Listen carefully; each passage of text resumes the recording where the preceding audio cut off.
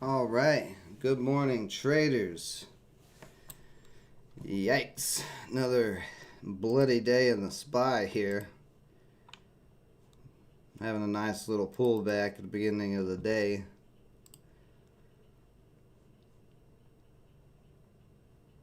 See that market watch. Yeah, it's mixed though. It's not too bad. See if we can start rebounding here. Let's go through and start looking at some plays. ISG's done for now. That's done. BFRI.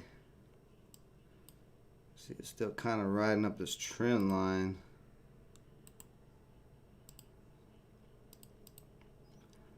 A little ways off of it. Don't know what AVCT is. Let's see. ARNA.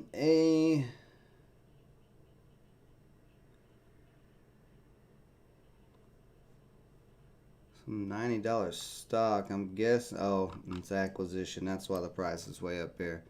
Blue. This looks good. Positive data. Phase 2. A little bit higher float than I would like. FHTX. This one looks good. Eli Lilly invested in the company, whoever Eli Lilly is.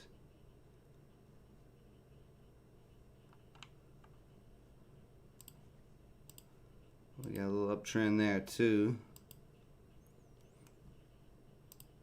PTPI, that one's moving a little bit. EFOI is hitting that 200 day right there.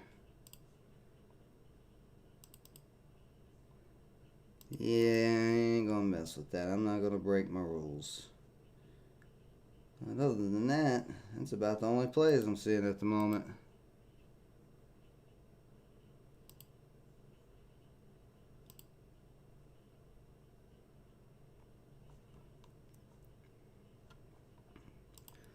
See, 931 is an all new high for blue. 835 was pre-market high. Let me go on this 15 minute. Looks like we may be flagging here. Yeah, actually a little double top there on the 15 minute. It's got 10 minutes, but have to re-break over here.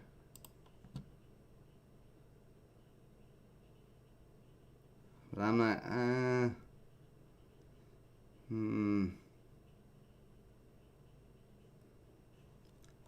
much rather come down to like 8. I really want to buy it right here. But it is trying to hold $9 support with this little consolidation so far.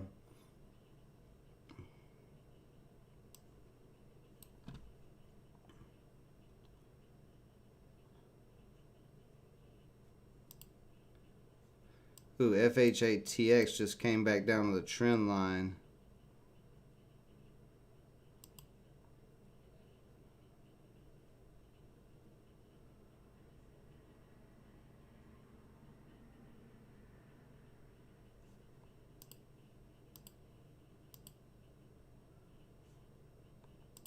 Actually, blue looks like it might be ready to go.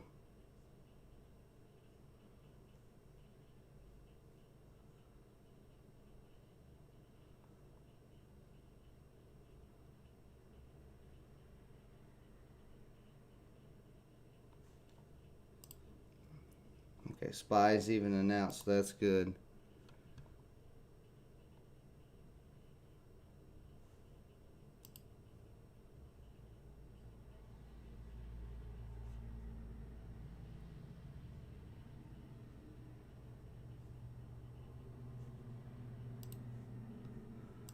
Start building a position here. Oh man, this thing's already starting to pop some. On FHALX, so I got 20 shares so far, holding up that trend line. I'm going to add to it if it comes down below 18 again, but we shall see. See, this is going to start popping. Yeah, I don't like this volume profile. Well, nice buy size buyer just came in there.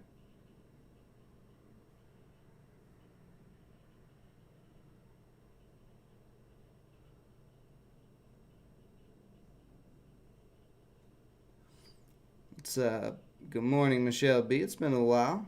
Hello, Angie. How are you? There we go. Yeah, come on down back a little bit. I want to get a little bit better price on you. I got a quick bounce though. That was a whole $1.50 bounce.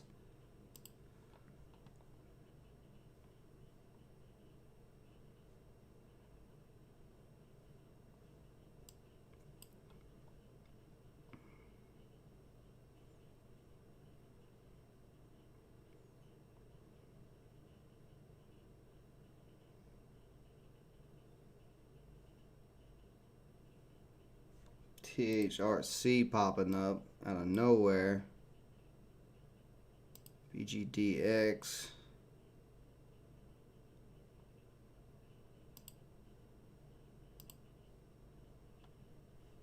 No PR, nothing. Just a super low float. Got a trend line on the 5-minute.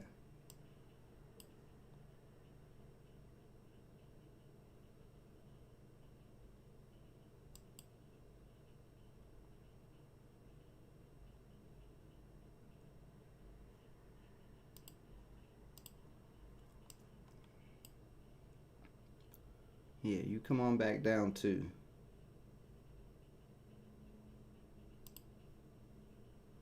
You see that triangle pretty clear on the 1 minute with blue.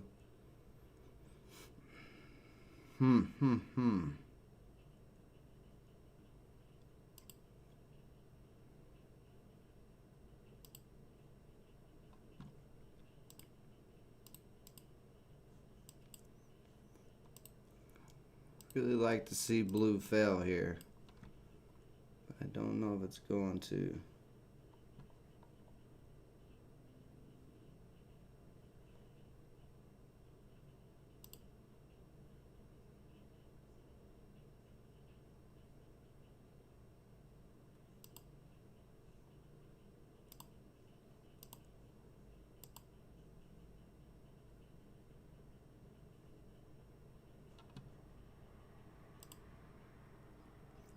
Another push up. I'm gonna go ahead and add 10 more here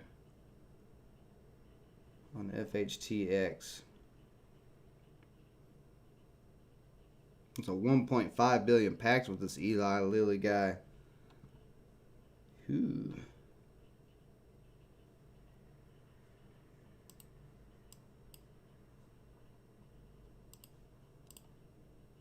So this is the downtrend we got to break. So we're making that little wedge.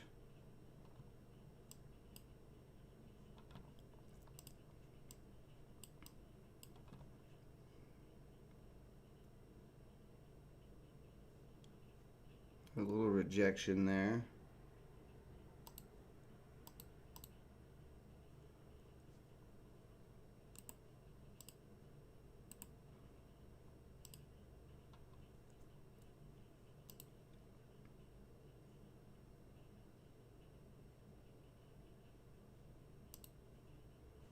Blue trying to look at that little fake out breakout on blue. That's why I was waiting. That's why I was waiting. I didn't like it. It was getting real. Candles are getting small way too early. And that double top on the 15-minute. There it goes. Okay, good. Crack down some, boy. I'm gonna focus on. I think I'm just gonna focus on FHATX here. We got good PR. We're decently low float. We're uptrending.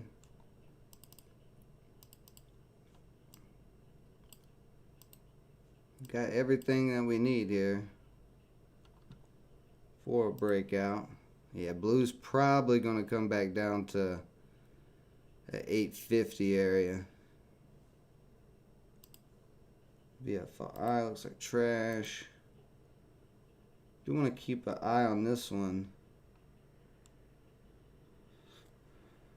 They did have there's no PR on this one. I like the pop, but the no PR is the issue. There we go. Come on back down here. Like to get a little lower, although I just missed an opportunity there to get it at 1750.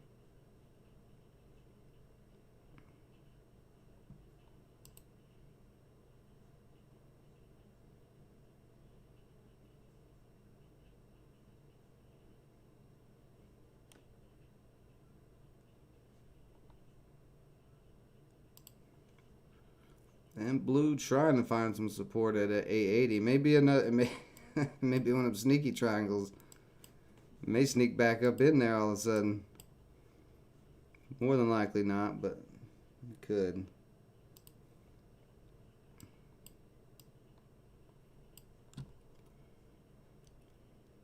I'll grab some at 1767, bring my average down a little bit more. Good morning, Angel Lewis. How are you today? So I got 40 now. I'm just going to keep building this little position as long as we're consolidating and pushing over 18. And blue trying to come back up in there.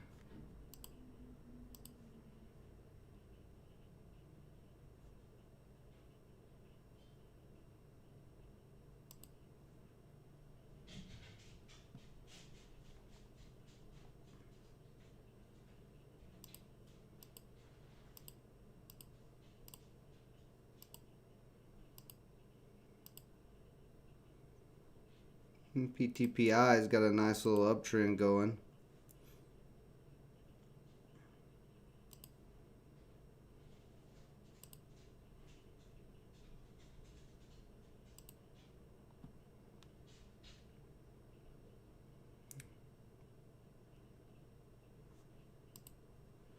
You look at this on a higher time frame, make sure I'm not getting any type of trap.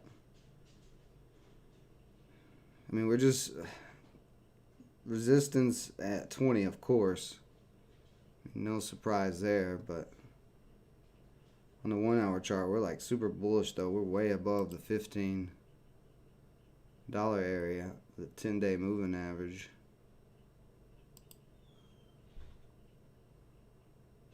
All right, you can see we're right in the tip of the triangle here. So if we're gonna break, we gotta break soon. I may look to add. If we start to see another green candle, I think I'm gonna add.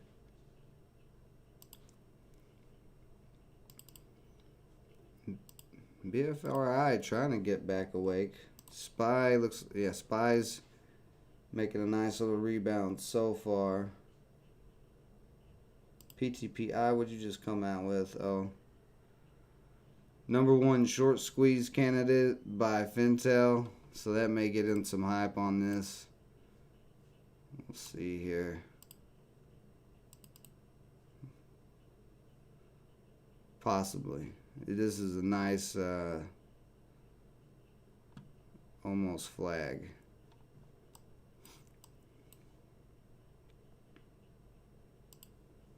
Blue, see blue with that little higher float, it's moving kind of slow. This starting to look a little bullish now though on this 15, this bullish candle over that. I don't know.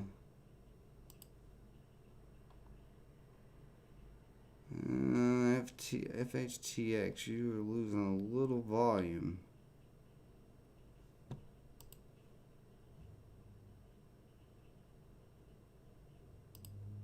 Oh, BFRI coming back alive here. I'm gonna hop in BFRI. Looks like they came out with some PR there too. It's not good PR, but it is breaking this downtrend on the 15-minute. We're just right above that 10-day moving average.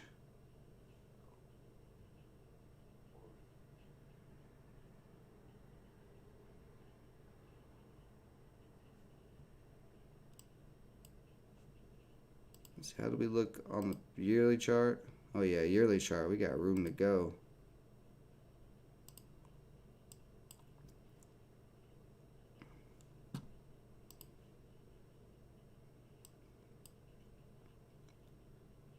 All right, FHTX, you got to hold up here, bud.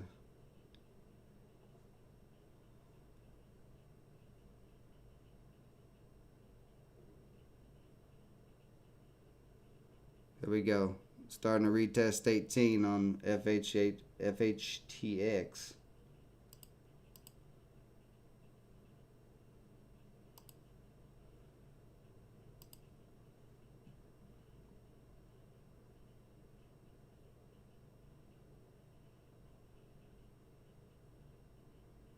A little selling pressure there. I may add 10 more to the, oh yeah, it's starting to pop. I'm adding 10 more to see if this thing's going to really rip. I got 50 shares of this, so that's a decent sized position. And we are starting to pop a little bit here.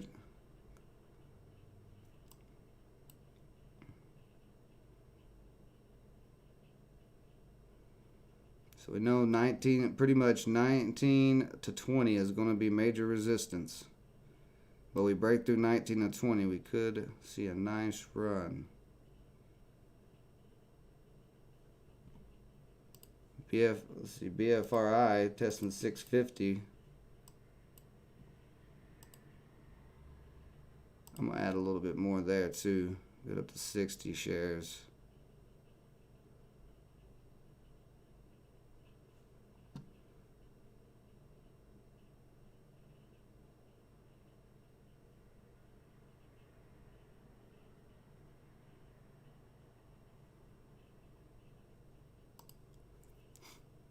So we did get a little rejection off of the trend line on this first push through the triangle. Need to see $18 start holding that support.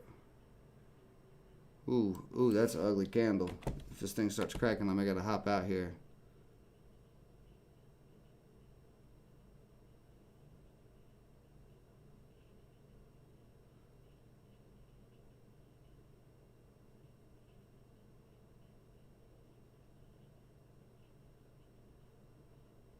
That was looking real good, and then all of a sudden we just got slammed by sellers. Back down to 1750.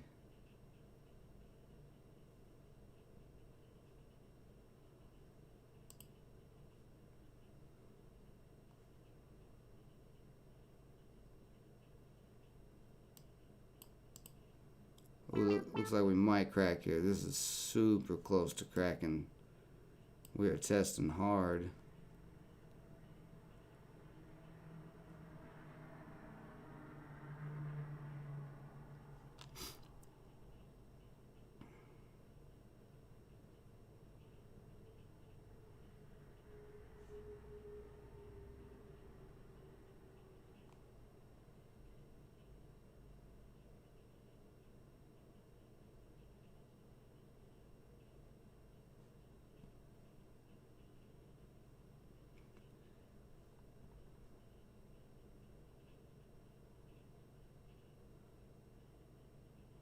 Gotta hold. You just see buy and come back in.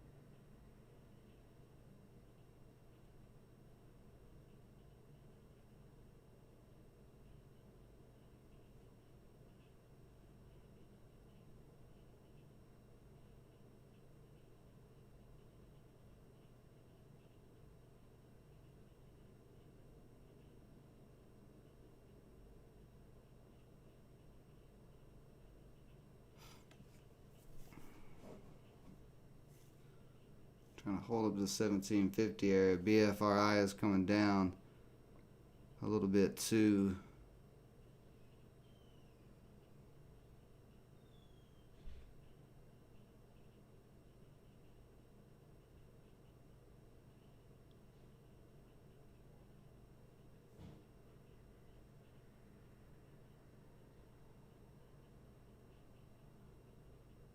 got some buying coming back in there.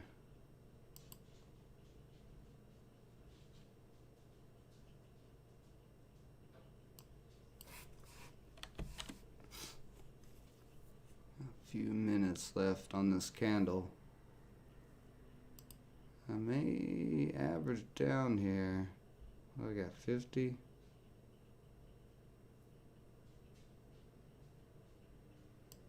Actually, I'm going to wait till this candle closes before I make a move here. Good morning, Lori Lee. Good morning, Donnell.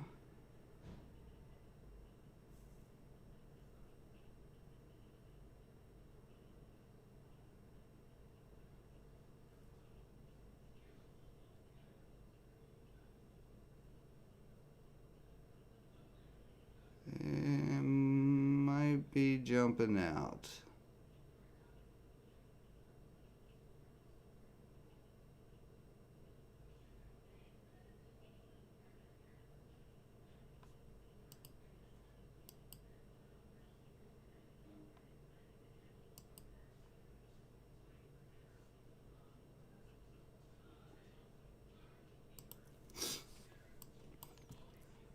Alright, I'm only willing to hold it down to 17. I figured it was going to have this little crack here, so I didn't put a stop loss in, because I figured it'd drop right through 17 and then try to push up, and that's what it's trying to do.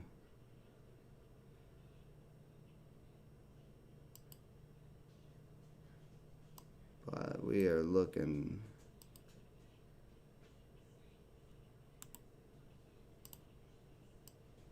a little sketchy.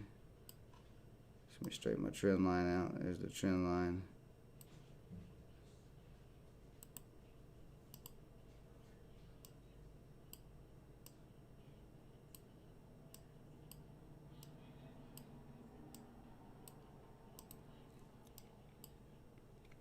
Does not look good on the 5-minute or the 15-minute for that matter. We got 5 minutes though for this 15-minute candle to close, so a lot could change in that time. Give me just a second.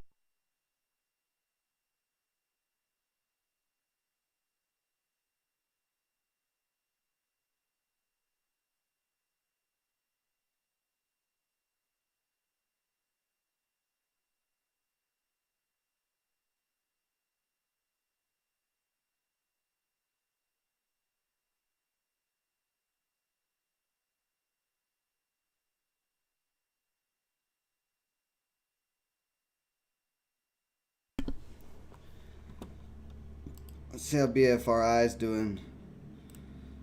Alright, so BFRI downtrending at the moment too. What's the SPY doing? Oh, no wonder the SPY just yanked back. SPY, oh my goodness, this is getting ugly. Yeah, that could be an issue.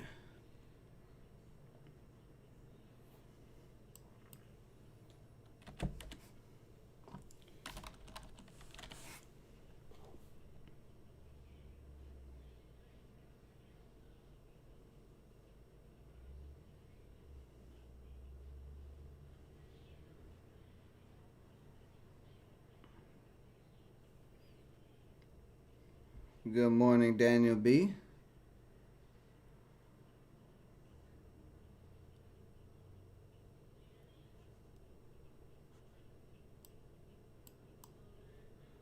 Got 3 minutes for his 15 to close. Hold this trend line. So only got 50, okay.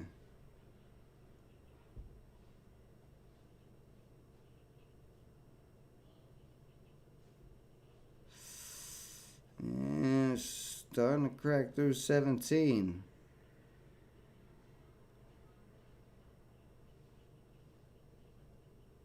Okay, still getting okay, there we go.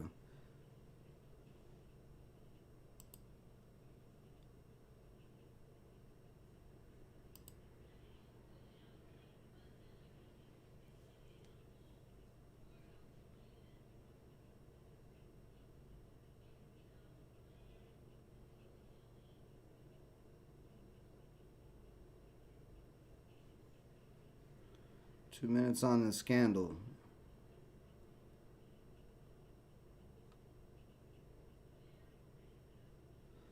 We're either going to hold here and start making our way back up, or we're going to dump.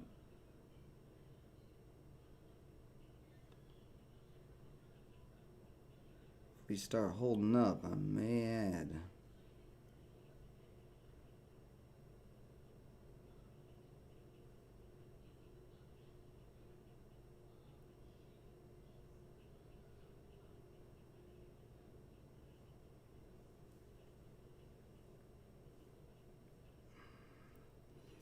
That's why I'm waiting for this candle to close, because it's going green and red, green and red. Because if it goes red, drops below 1682, that is it for this thing. If it can hold 17, shoo, boy, this is really, really, really, really close to one way or the other.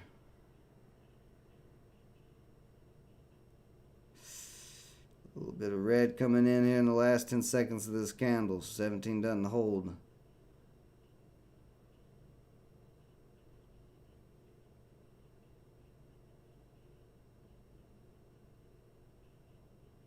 Oh, God.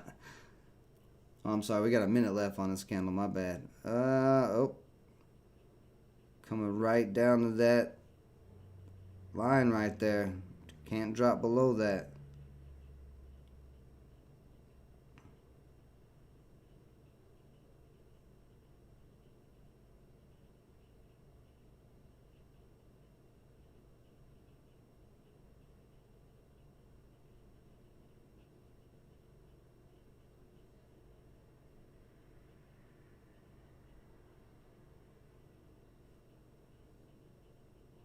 Now we got 20 seconds on this candle. Ooh, boy, this is going to be close.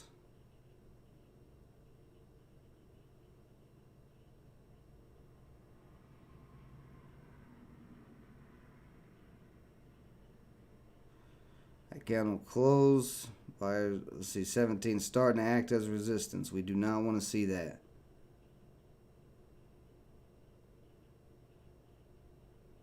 Oh boy, this looks like this is about to dump. Looking at this 15-minute. See where it's pushing, starting to push below the 10-day moving average and that downtrend. It's got to come back now if it's going to come back. Okay, nice size buyer just came in there below at 17.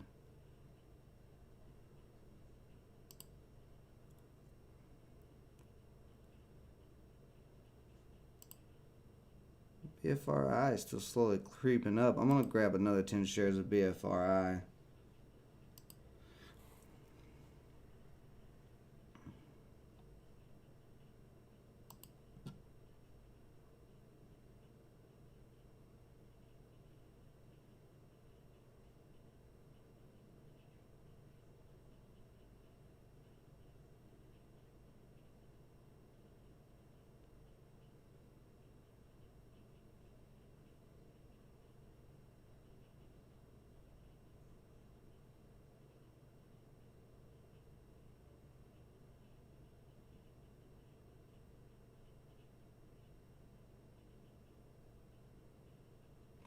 Well, we need this back over 17. It's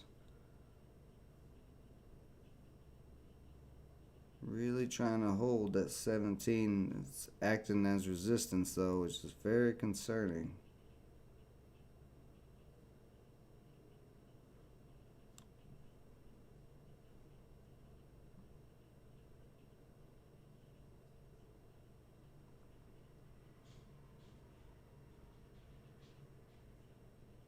There we go. We got some bids at 17. Oop, they got taken out. See if these bids can keep stacking. BFRI getting back up towards that 650.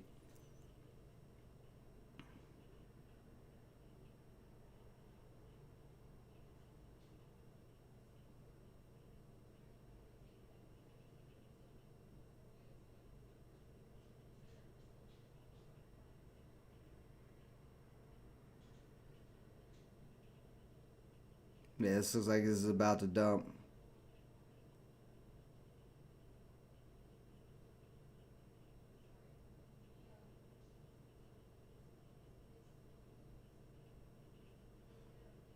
SPY's yanking down more, so that's not helping at all. Thought the SPY was going to rebound back there, but not rebounding yet.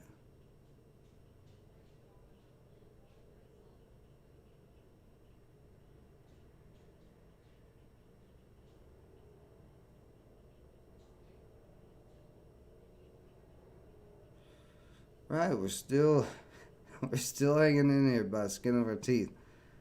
Come on, 17, and you see you hold up. Really, at this point, we need a nice buy and push to push this thing back up to like 1750 to get traders excited about it again. Because right now, a lot of traders are going to be losing interest with it just coming off like this, and BFRI starting to push. BFRI up to 650.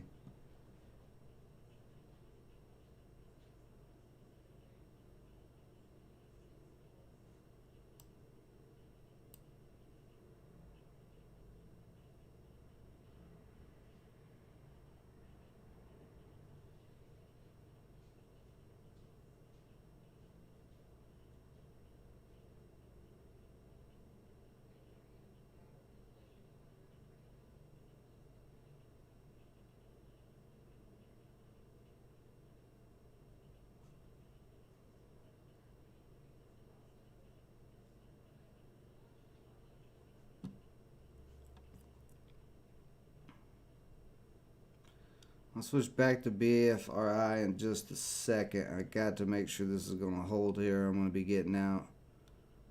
Yeah, very close.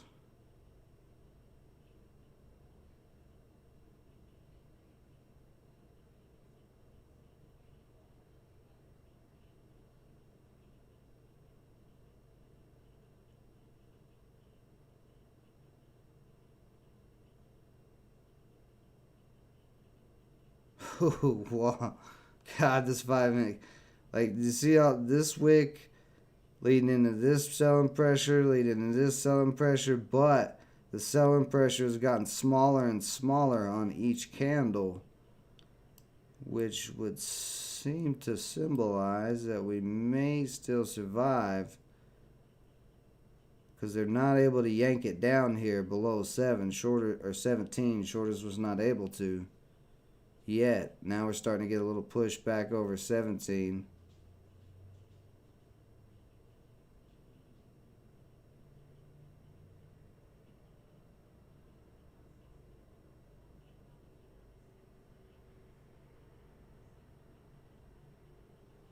We may be alright.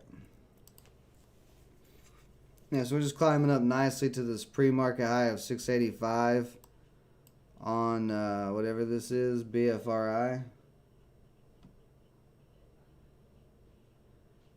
So 685, 675, $7, all that is going to be resistance that we're going to need to see it shoot up through. But we're making, this is looking good so far.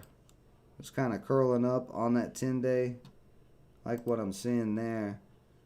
FHTX, all right, buddy, you're going to get back up to 1750, so I feel a little bit better.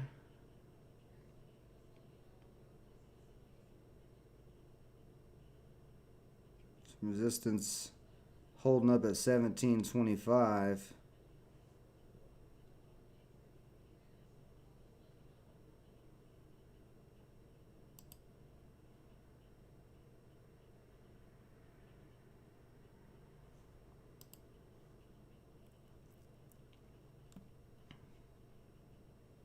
Yeah, see right here I thought the SPY was going to rebound some, but giving a little fake out and then dropping back down.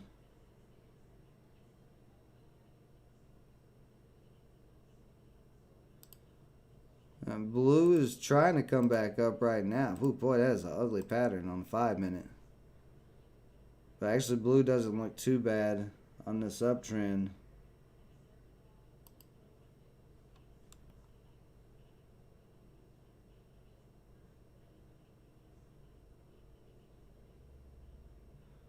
So now 17 is holding as support again, and we're testing it as support. So we're still not confirmed whether or not this is going to sell off or continue the uptrend.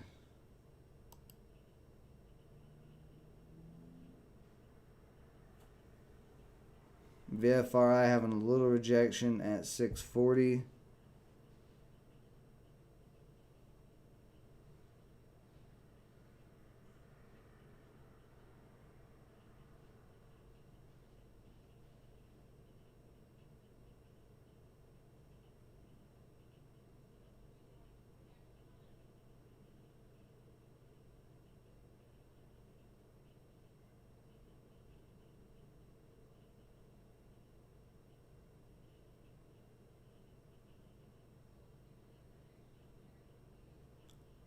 So I don't like we're getting rejected at the uptrend. It needs to break back over that. Was it like 17? Yeah, 1730.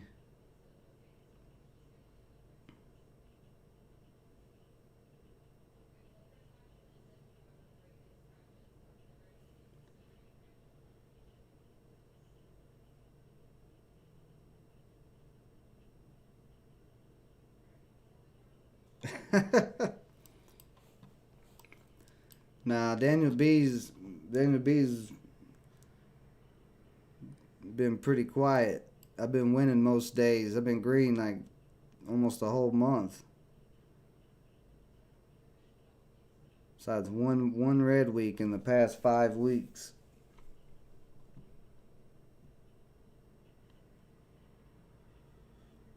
Okay, we're starting to creep back up. Let's see if we can get over 1750. Because what I don't want to see is it shoot to 750, then immediately get rejected hard.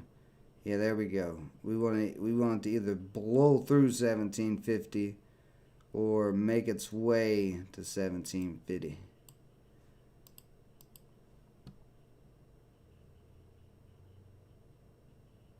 Like this nice little curl. See, okay.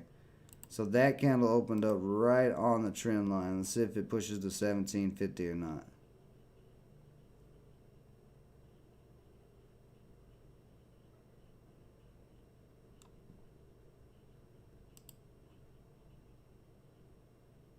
I'm actually going to add here, bring my average down a little more. Because we are starting to go green on this candle. Ooh, possibly. Don't turn around on me now.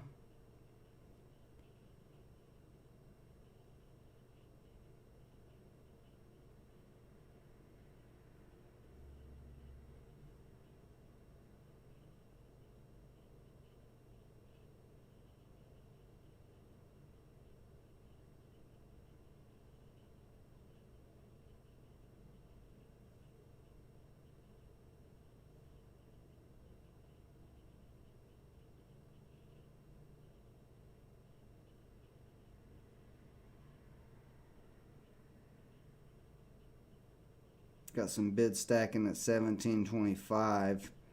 That's good. I'd much rather hold up 1725 as support than be down there testing 17. BFRI getting a little pressure there on this 15 minute. So having some issues at like 665.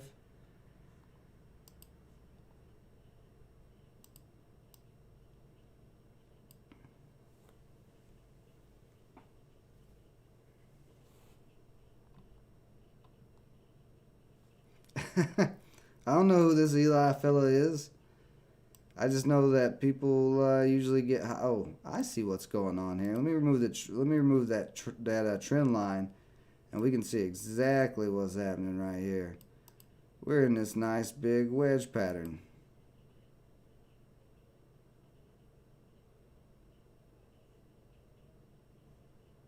My triangle was just off a little bit. The bottom was. I was looking at the uptrend. This is our short-term pattern on the 5 minute.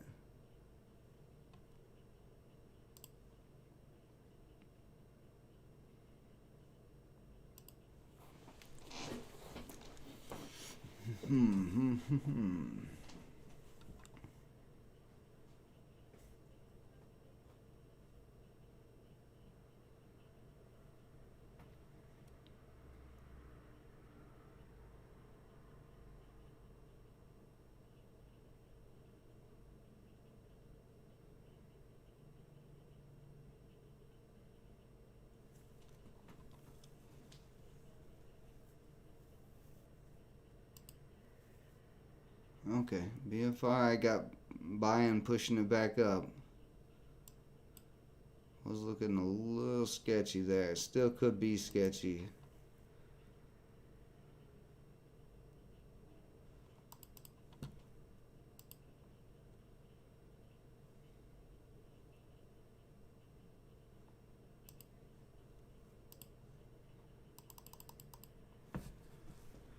Let's see, what is the resistance at back here on the chart? So we got major support at 1550, but there's no way I'm holding it down that low. And then 19 is major resistance. 1850. So yeah, we're just in a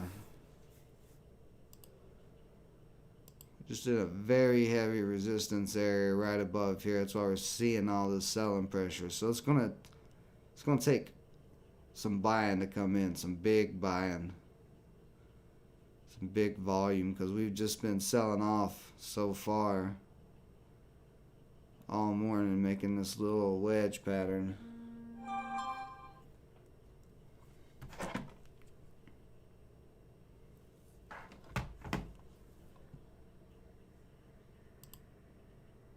Oops, didn't mean to do that. Ooh, no, I don't come back down to 70 now, or 17. We need to see 17 hold here. If 17 cracks, that's not a good sign.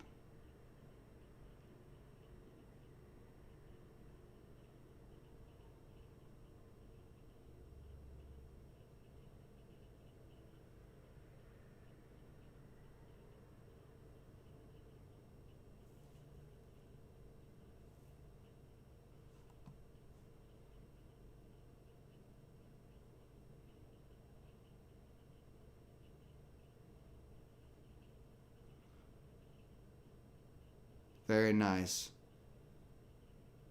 Got a little buying off of 17. Bid moves back up to 12.10 or 7.10.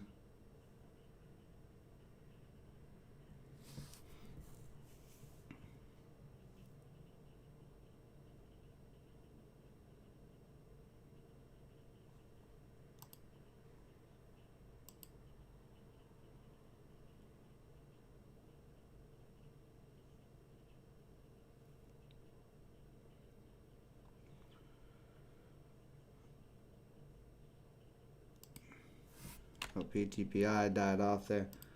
BFRI creeping its way back up to the 650 area. That's what we want to see there.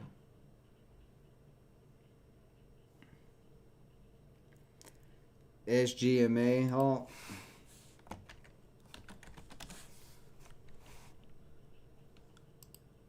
Yeah, nice halt there. Yeah, nice jump. Not any news on there.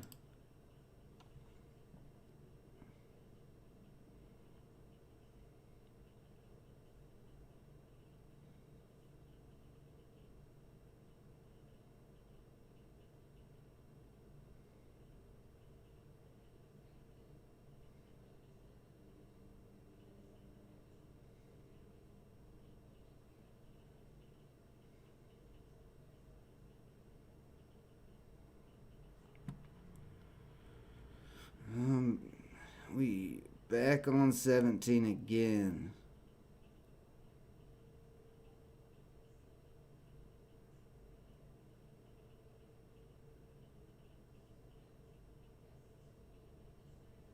Okay. Don't freak me out there.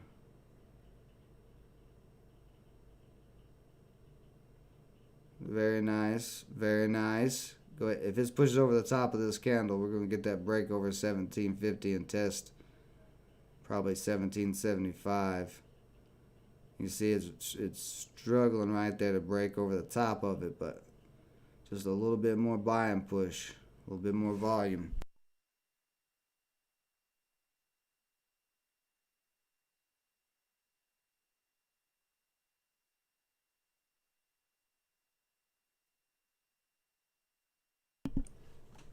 All right, we're smacking at that 1750. Let's take it down. Come on. Let's go. We've been waiting, FHTX. Been waiting patiently. Like little sneaky stock and assassins in the bushes.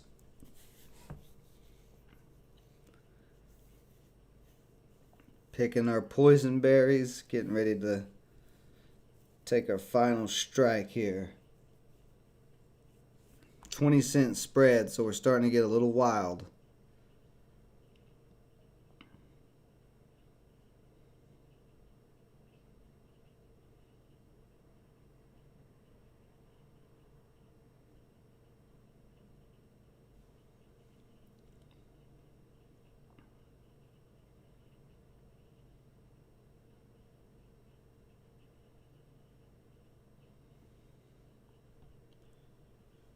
BFRI trying to get it back up there. It's trying.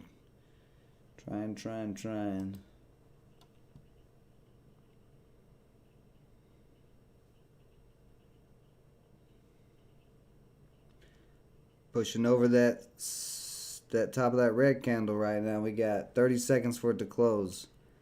If this green candle can close over this red candle, that would be a pretty decently bullish sign. And we may even pop over 1750 in the last 20 seconds. Let's see. Oh boy. Looking decent. 1750 starting it. There we go. Okay. Very nice. 8 seconds for this candle to close. See if 1750 starts holding support.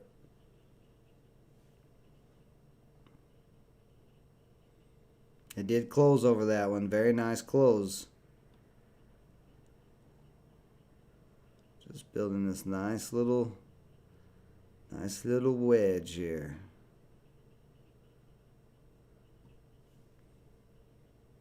Good morning, Lightning Rick. So we are having a little pullback. We don't want to pull back too far.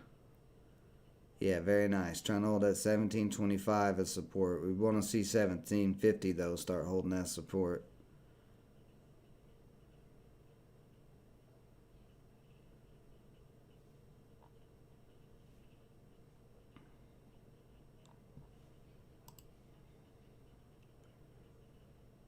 Go ahead, BFRI. Do your thing too. Whoa, FHTX back down to 17. This is why it's sketchy, man. This thing just will not.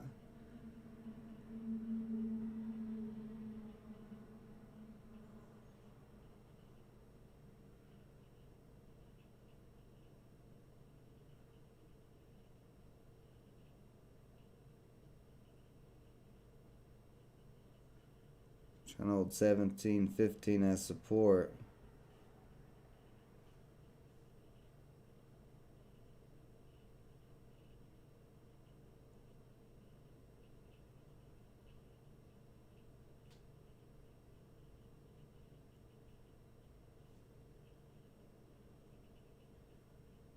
The FRI getting close to a possible pop to 7.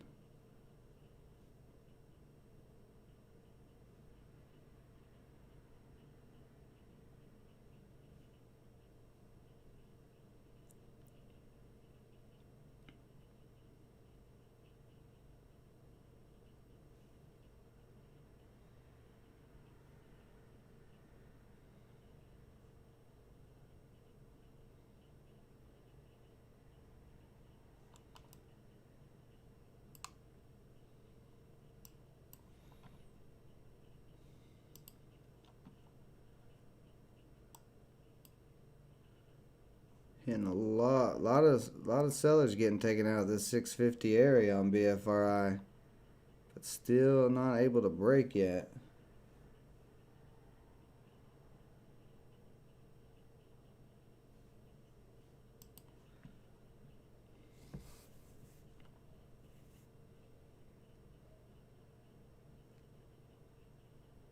There it goes. BFRI just popped over 650.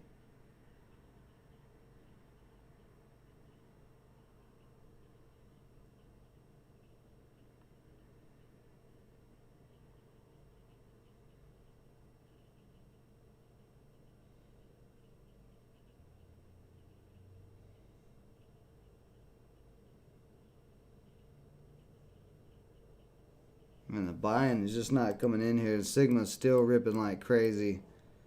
So that's probably taking some attention away. Oh, damn. I just clicked away. We just had a big yank down. So it's going to pull right back up or not. Of course, as soon as I click away, you do that. That's why I was sitting there waiting with my finger on the trigger.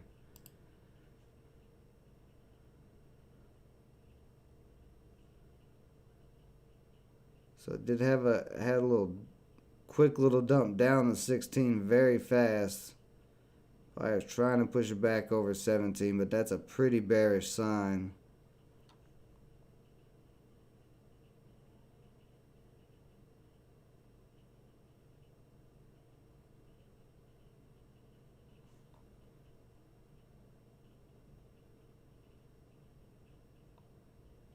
It's actually pretty strong support at 16. Yeah, right back through here, you can see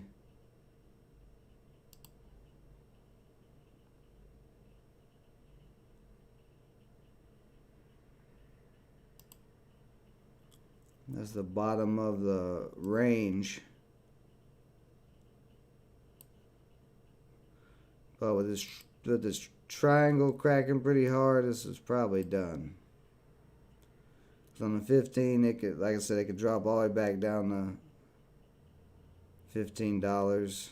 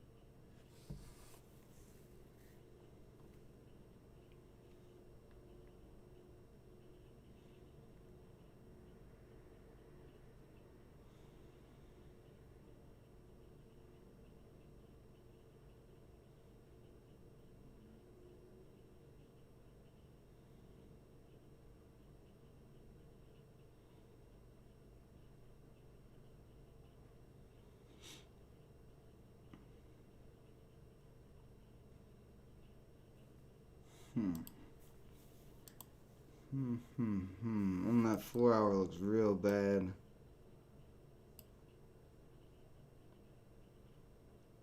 You see the problem there, 17 is actually the problem on the 4 hour.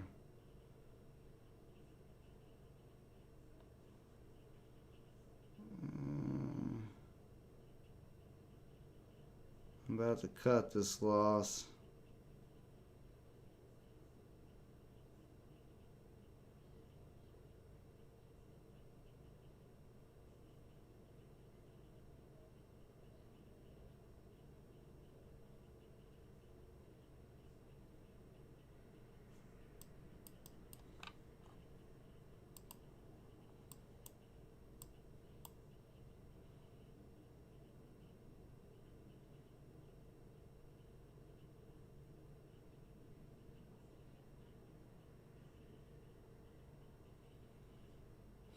Let's see, at 4 hours, got a ways to close though. Let's check the 1 hour.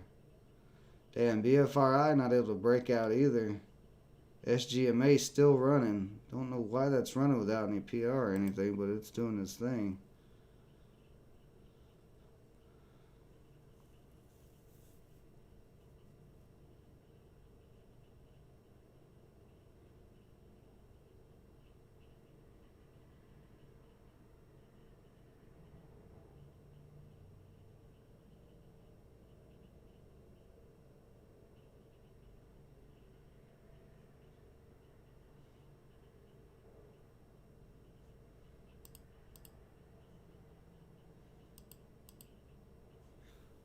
Switch back to the 5 minute. I didn't realize it was on the 1 minute.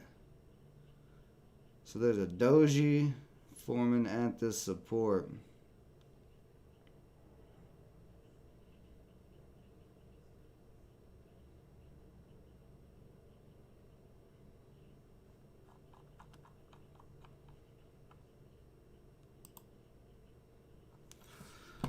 I'm gonna give it a chance. I'm gonna give it a chance here. Just trying to hold still.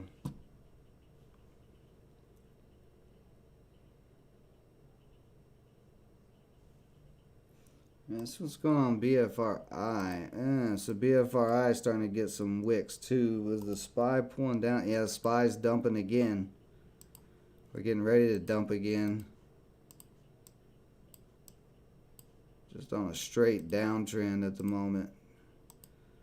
Making breakouts very, very tricky.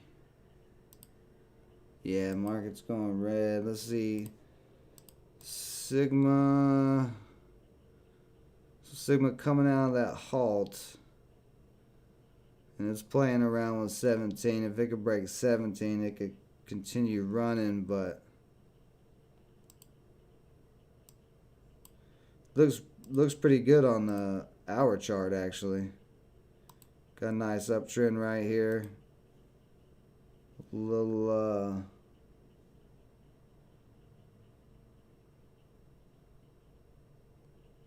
line of resistance at $18.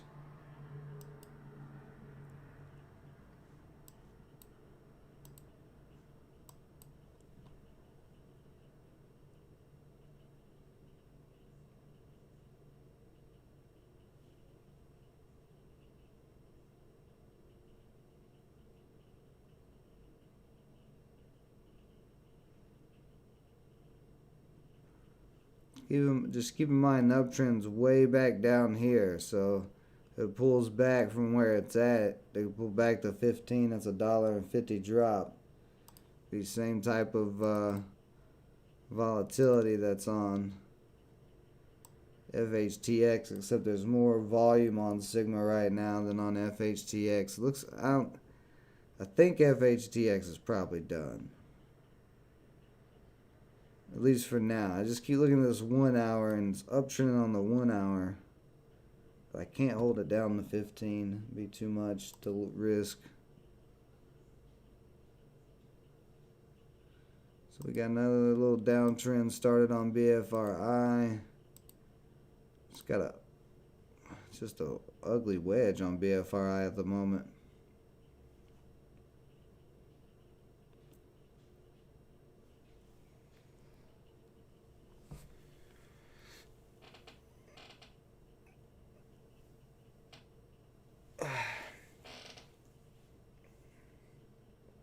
Know what One Life and Daniel B's talking about. Oh, so that was a nice quick little pop back up to 17. Some buyers trying to come back. Well, either buyers, could be two things. That could be buyers trying to come back in at this 16 support, or that could be shorters covering right there. Shorters may be giving up on this. Although I don't know why they'd want to short this. Reading this PR a little bit more. Co-development and co-commercialization agreement on Foghorn Selective BRM program. This collaboration includes 3 additional discovery. Foghorn to receive $300 million up front and the equity investment by Lilly of $80 million at $20 per share. So if Lilly's willing to pay $80 million at $20 a share, then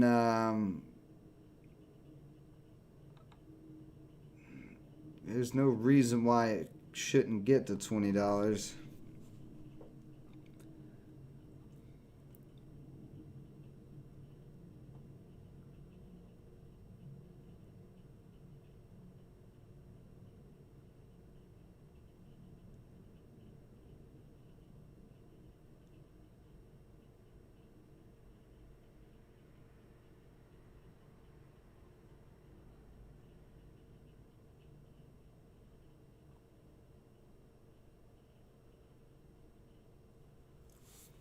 This is actually a really good deal.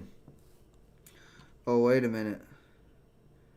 Foghorn may receive up to a total of 1.3 billion and potential.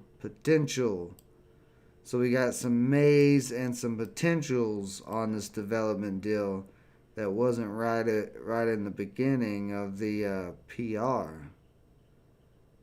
Foghorn will also have an option to participate in percentages of U.S. economics and is eligible to receive tiered royalties from mid-single digit to low double digit range on sales outside the U.S.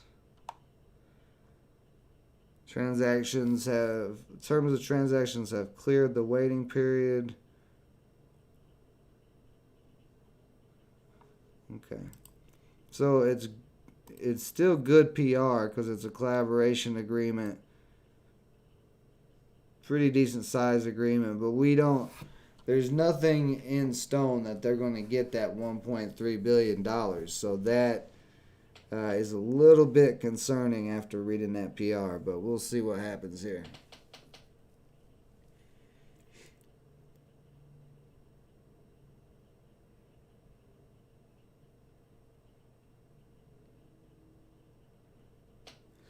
You're not clouding my thinking at all in life. I wasn't even really, listening to your crazy talk as you normally crazy talk. Blue is starting to come back up.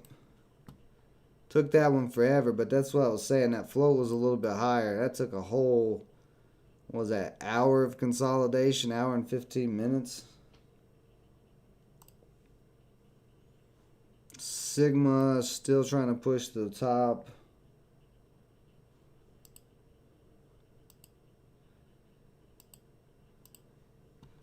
Of that flat top there. BFRI still slowly climbing up this little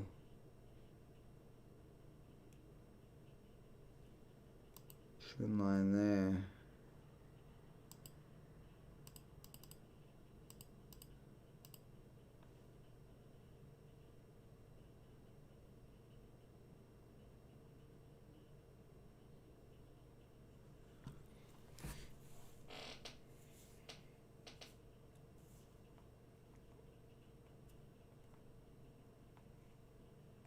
Just randomly throw that out there. Daniel B, the stock market's designed to fool people. It's always to fool people.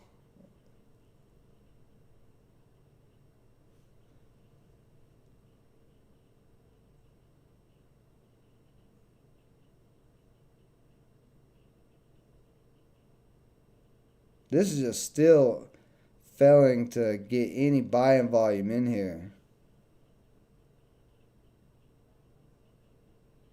So NES up 294.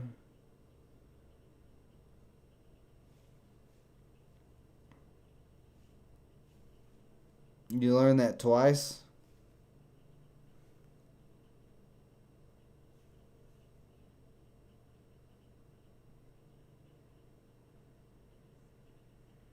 Why'd you learn it twice, DB?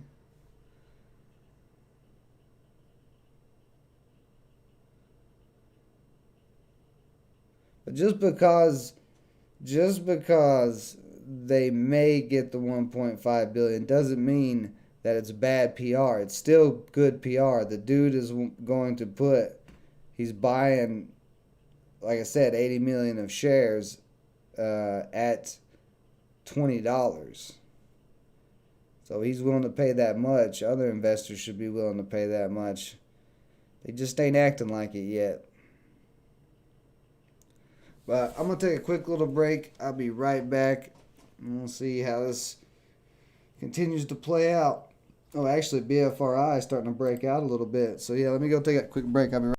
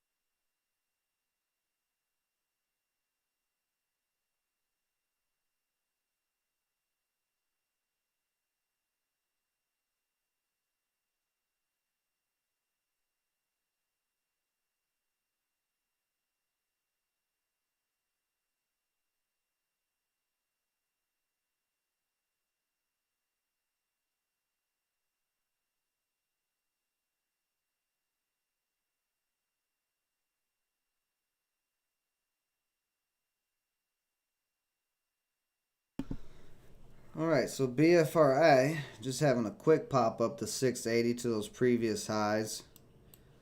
Still give it some time here, so I wasn't too worried about it. Still uptrending. Just got to break 685 and 7 and it could start moving nicely.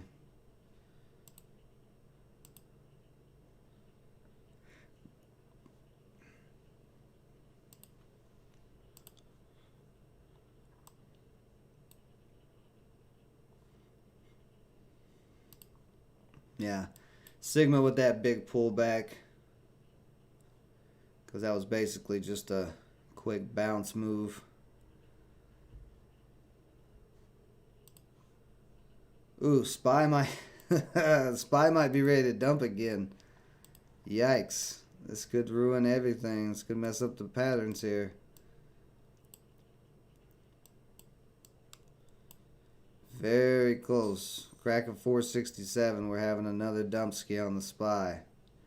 And it looks pretty probable.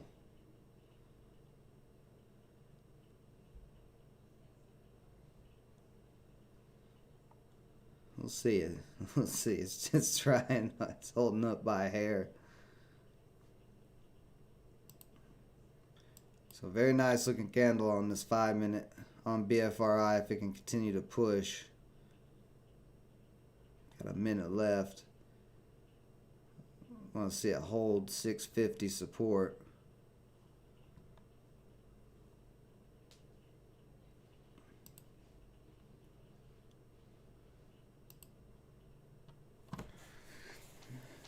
What's up, Jay Cress? Been a while, buddy. SPY going on 100. You know the SPY is not going under 100. You can make fun of me all you want for the SPY, for everything I watch and say about it, but you know, it makes a difference when you're fighting a downtrend like this of the overall market.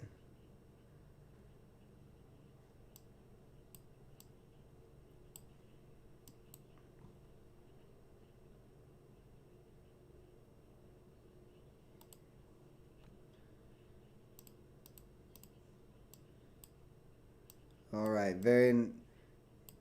not the best close on that candle on the 5-minute here on BFRI, but it is still trying to push.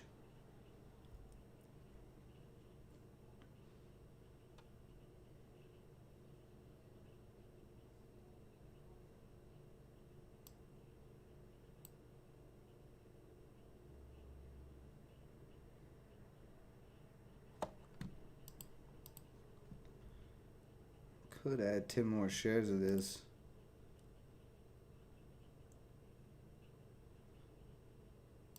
I'm going to add 10 more shares just to make it a nice even 80 instead of 70.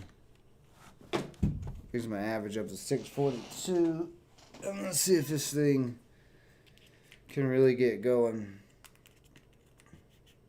I call the straight down red drop on the SPY a downtrend. I mean, what do you want to call it, One Life? Do you want to call it a nosedive? What do you want to call that?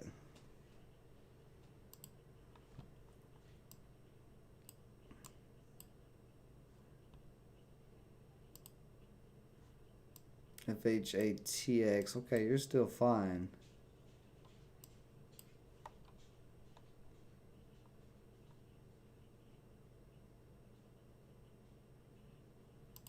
Sigma's trying to hold 15 as support. Been okay.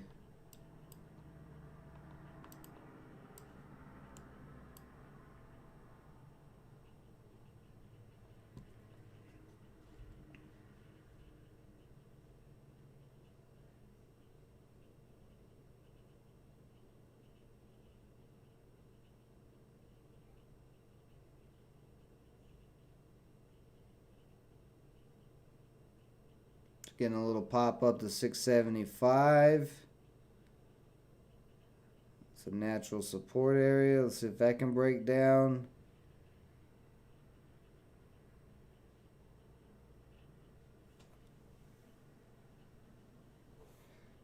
Oh yeah.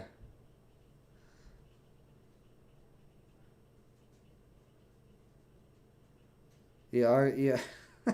I'm talking about the SPY and the intraday chart. Why you arguing about what the SPY looks like on the other charts? I'm only talking intraday right now. We're day trading one life. Come on, man. You know what's going on.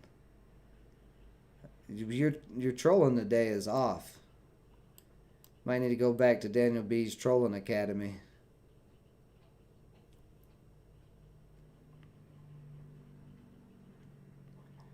Testing 675. Let's see if it can. There's some selling there, but not as much as I was expecting. At least on the ask, anyway. We're definitely getting some selling.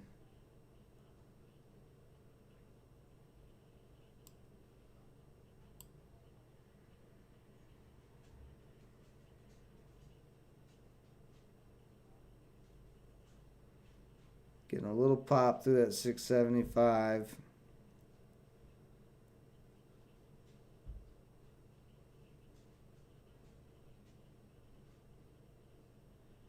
There we go. Up to 685. Pushing for a new high. 688. Can we push through 7? Can this thing really get going here?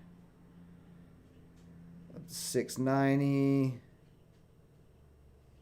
Buying volume increasing up to 7.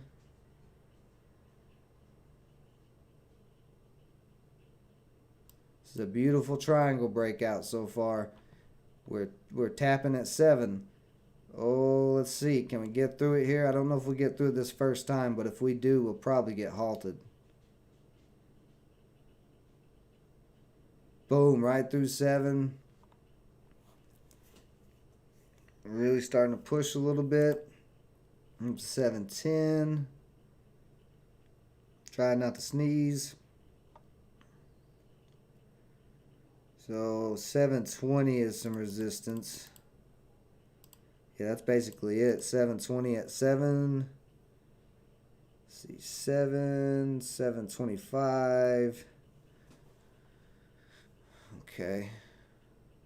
A little bit of a flat top at 7. So we are going to sit here for a minute and consolidate, or either get rejected hard, one of the two.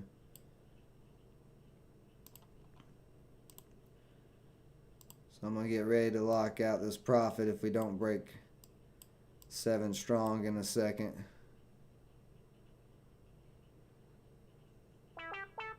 Shut up, phone.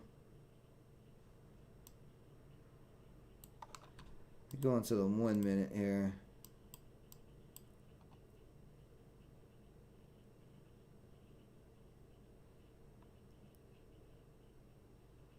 We're still holding 690 as support.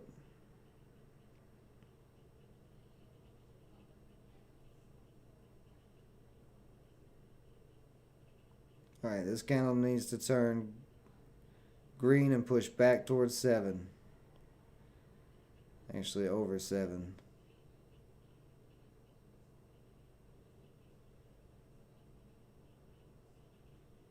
Buyers trying to hold at 695 area.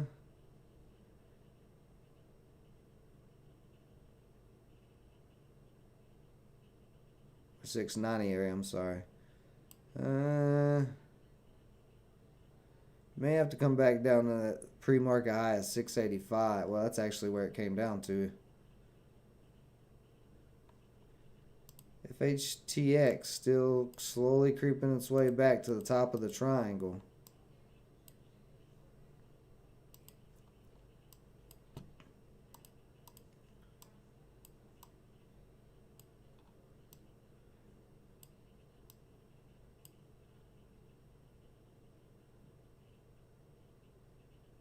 And almost got a retest of 7. We got a little wick up to 696.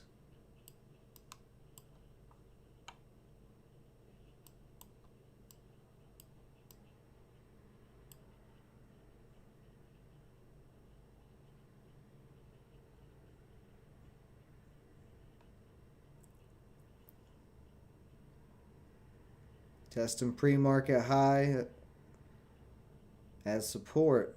It's a good sign as long as we're holding this pre-market high as support.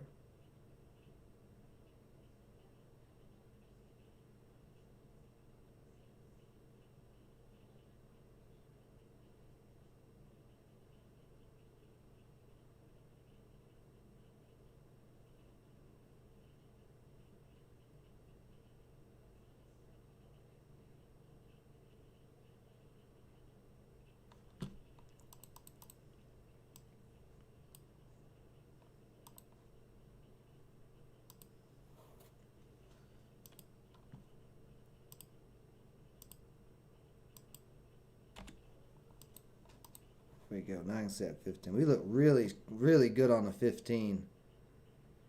I think we're going to get this 7 break in just a few minutes. Like this 15 minute looks beautiful for a nice breakout for a couple dollar run. If it can get it. SPY still dumping.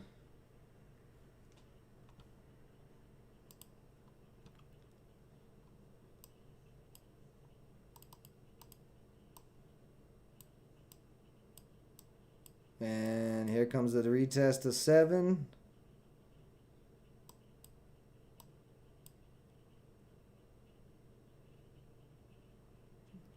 Didn't quite get there. Got the 698.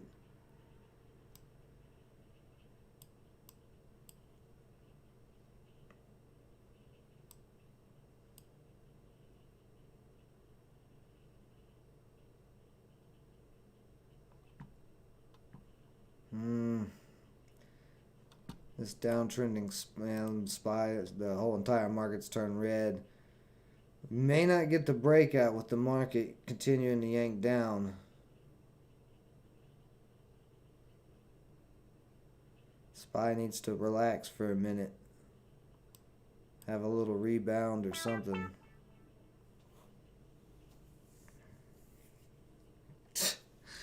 There are so many support lines before 20,000 on Bitcoin, Daniel B. So many support lines.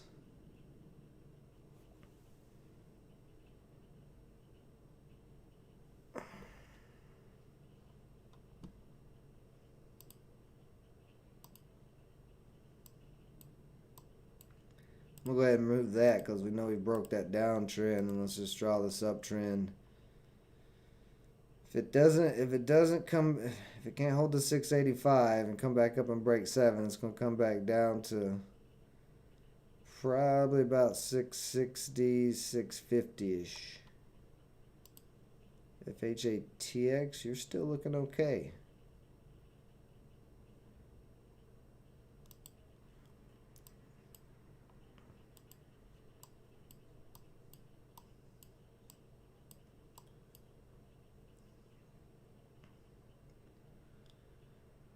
Four minutes on this candle. If this candle pushes over 705 over the top of this red one, that would be a bullish engulfing, and we ought to get a pretty decent leg up out of this.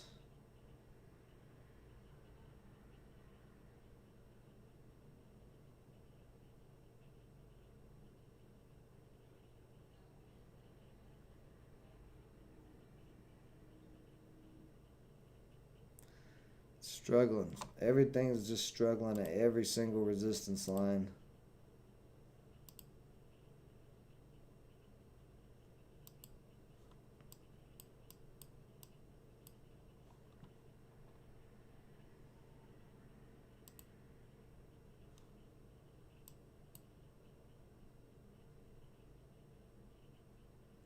Still got plenty of bids stacking at 685 though, so that's a good sign.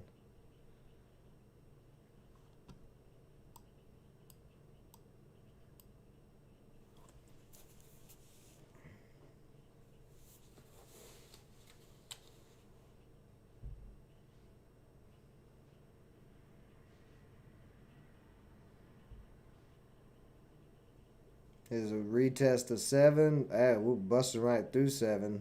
Okay.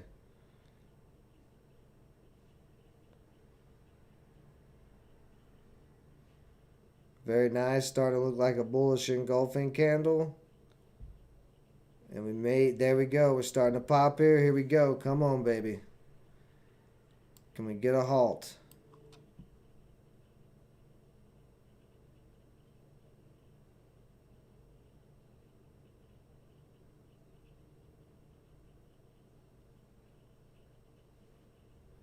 About to test 725 as resistance.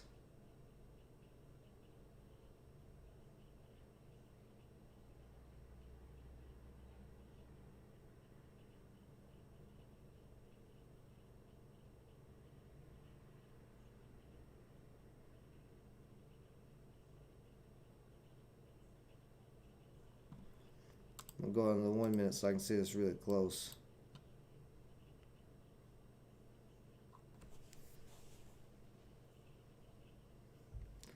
I'm not. Look at this uptrend on the 15 minute. Why would I sell right here at 7:30? We are just now starting to run on this uptrend.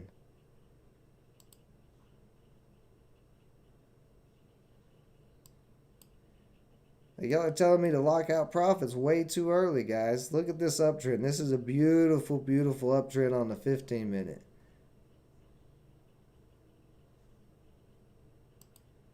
Like, we've been building up for the break of 7 for 2 hours now. Now, could it come back down? Absolutely. But right now, we've got, I mean, we're full on bullish. So, you know, if it gets held up at 725, so be it. I can lock it out if it drops back below 7. But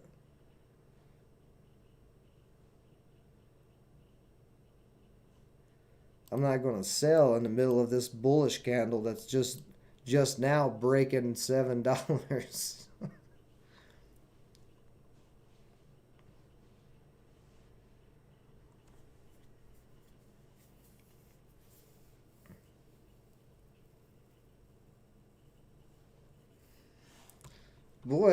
Boy, guys, what is wrong with you guys today? Go take some Xanax or something. Y'all need to calm down.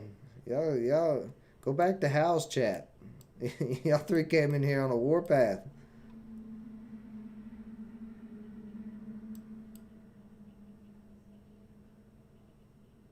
Don't worry about my trading. You worry about your trading. I know what I'm doing.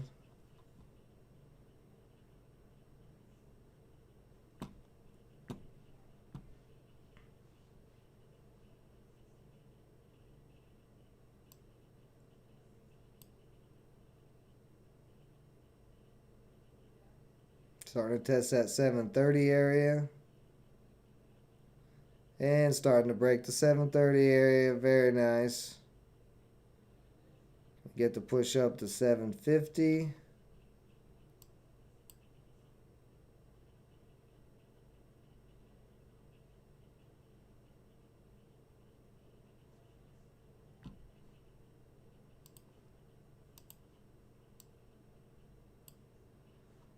So we got held up at 740 so far.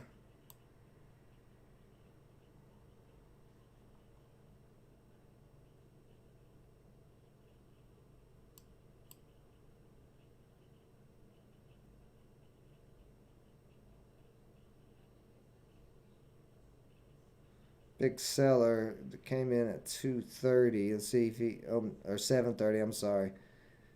And he's trying to hold this up, but he's getting held. He's got slowly taken out there.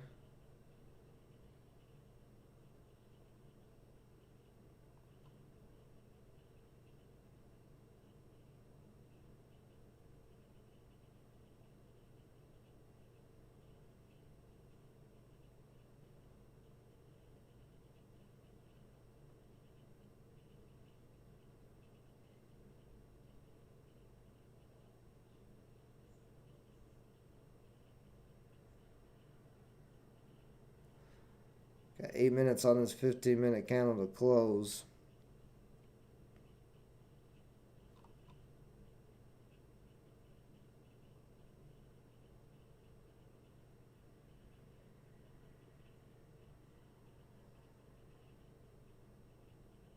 Very nice. Buyers trying to push it up. Back over that 710. So now we're going to curl around back up to 750 if we're going to break 750.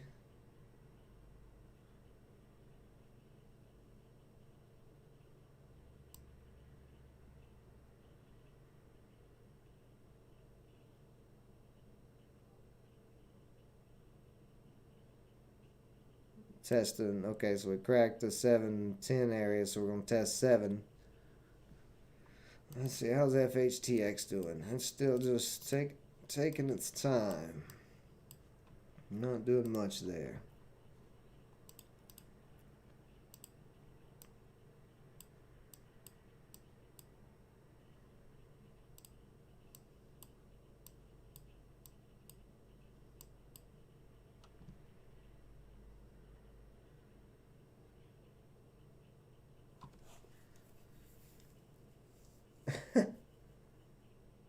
Oh, you did not. Oh, shut up, One Life. You did not do any of that. Stop lying and telling people falsities. You didn't sell anything. John F. So you can see the sellers on the level 2. You can see them above my head right there.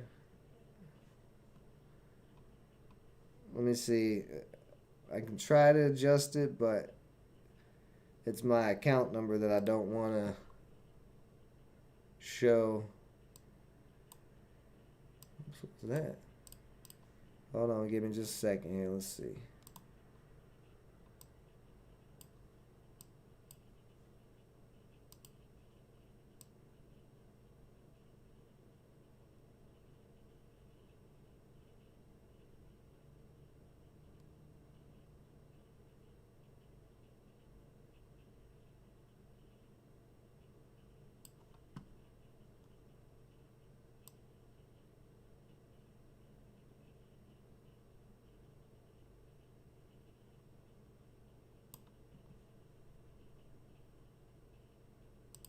There, how's that better? Is that better there? Lock.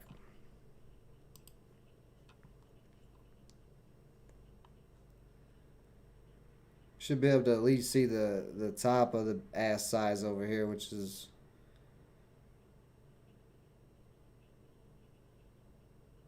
the main thing.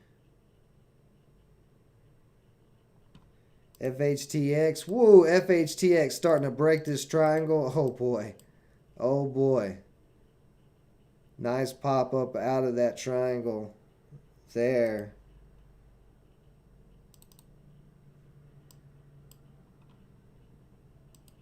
All right, BFRI, you got a couple more minutes to hold 7 here. Try to push back up. Let me go on this 5-minute here.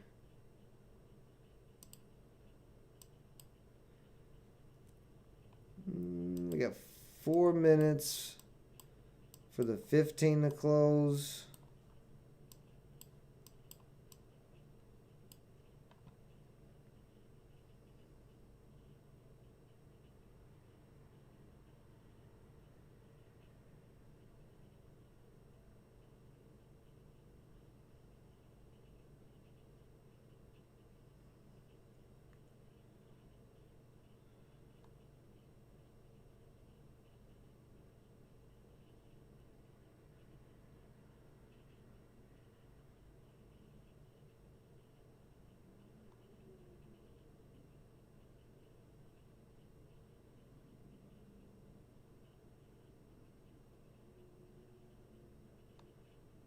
$6.85. Like I said, it's pre-market high. I'm just thinking what I want to do on BFRI because the momentum has slowed down, sort of.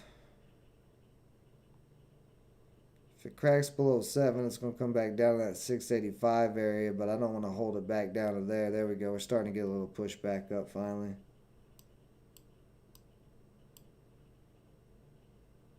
$7.15 starting to hold as some support. A little bit of selling at $7.20. FHTX just a little rejection at 1750, but this is a nice bounce so far there.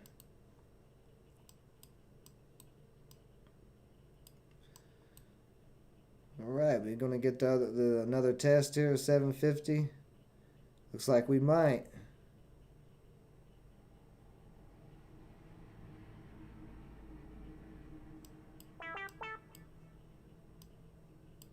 $7.25 starting to hold the bids.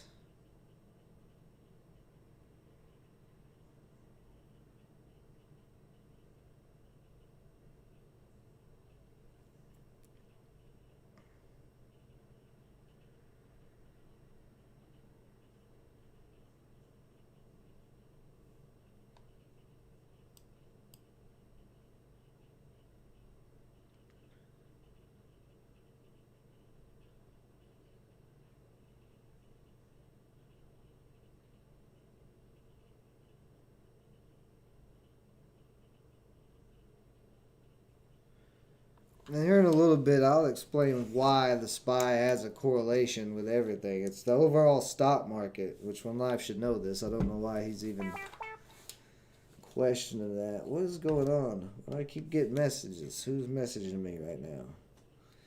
Trading stocks. Leave me alone.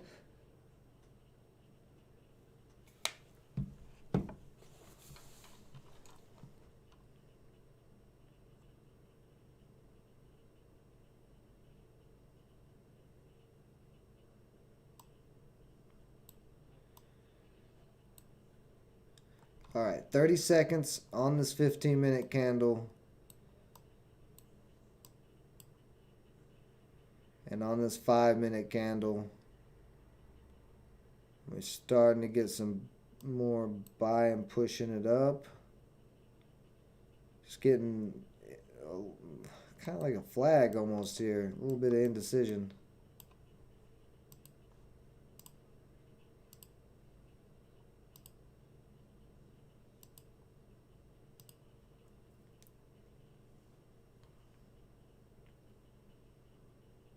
Okay, so we opened right above it. If we are going to explode anytime soon, it's going to need to be in this next 15 minutes.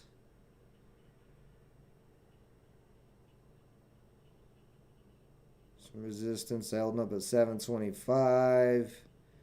It's holding up pretty strong.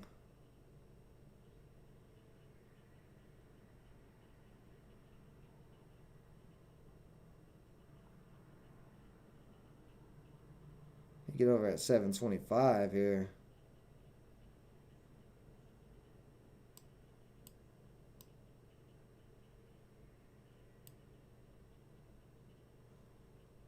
A little rejection at 725 with a pullback.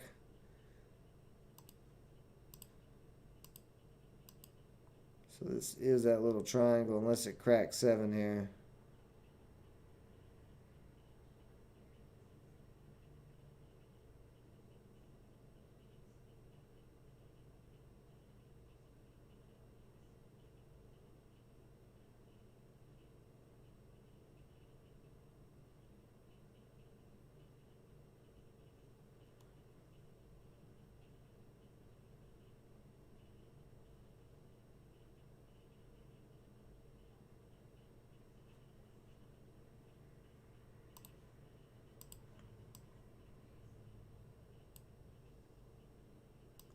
See, what I don't want to see is it start to curl around here. So if it starts curling, then it could come all the way back down. We need this last 4 candles of pointing upwards to explode out of this.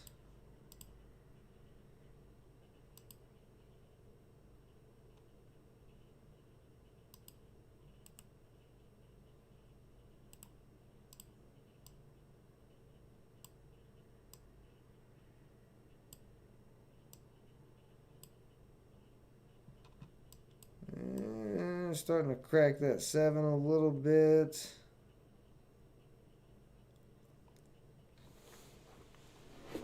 All right. Let me decide here what I want to do, because we are losing momentum.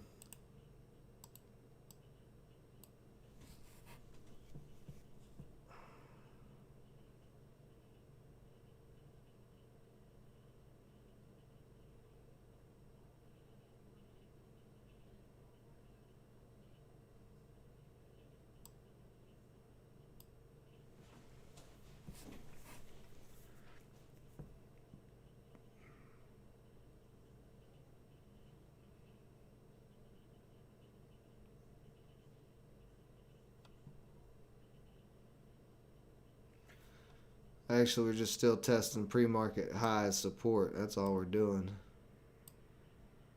Testing that 685 area. Some buyers trying to come in and hold it up.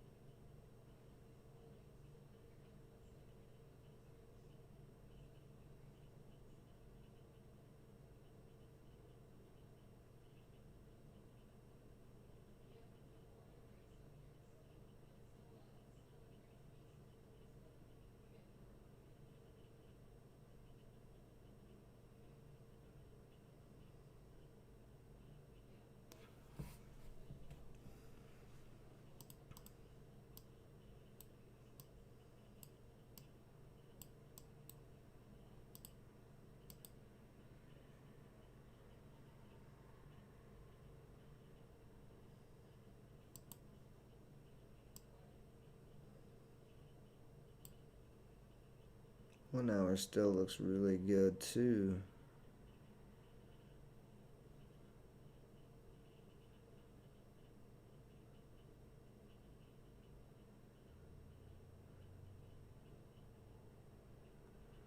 You can see where that candle just closed right on that 685.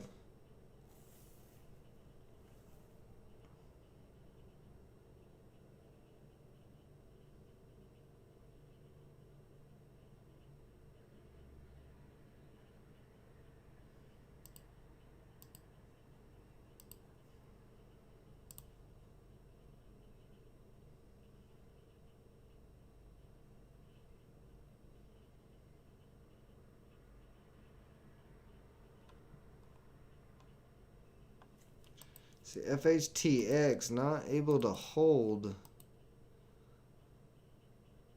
17 so far. We look on that 15-minute chart. It's the damn it, I didn't mean to do that. That 15-minute candle is trying to hold that 10-day moving average. This could possibly end up being a head and shoulders if this thing pops back up to 850 and doesn't break 850. This previous peak back here. That'd be a shoulder, head, shoulders. So it may get that break back to 1850, and then I'll probably lock it in if it does. Ah, damn it, BFRI. Come on.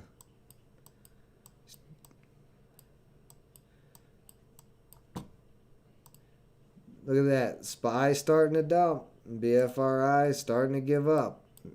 But One Life wants to pretend there's no correlation to the SPY to anything. So it's day after day. When you're downtrending in the market, like we have been today, we're fighting against an overall downtrend in the overall market. So your uptrends are going to be weaker. Your support lines are going to be weaker. And your resistance lines are going to be stronger. Alright, if you don't hold this trend line, I'm getting out. Ooh, FHTX. Oh, not that. Okay, that's just my average.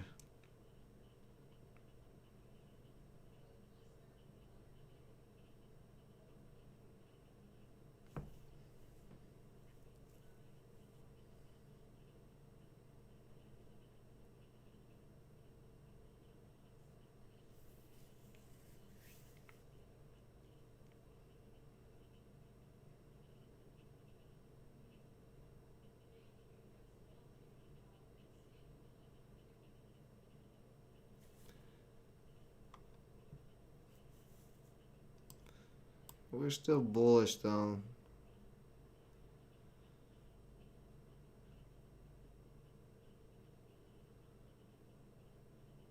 $6.65, the tops of these two candles, that's what's holding up right at the moment.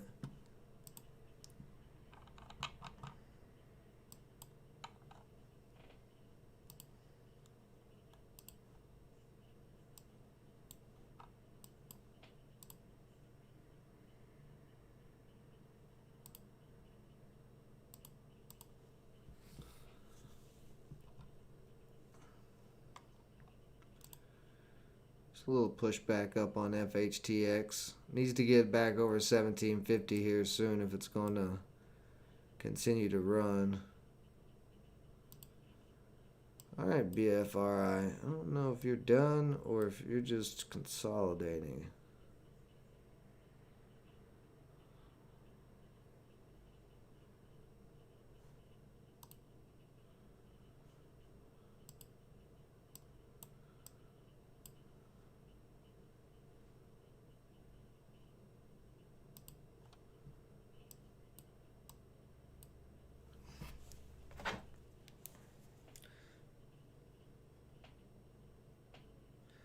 I do know what I'm doing. What is your issue with what I'm doing? It's Monday. It is Monday. We still got the whole week of trading left for you guys to troll me and talk trash. Let's calm it down a bit. Let's take it down a notch. I'm not gonna sit here and argue with you guys over my trading.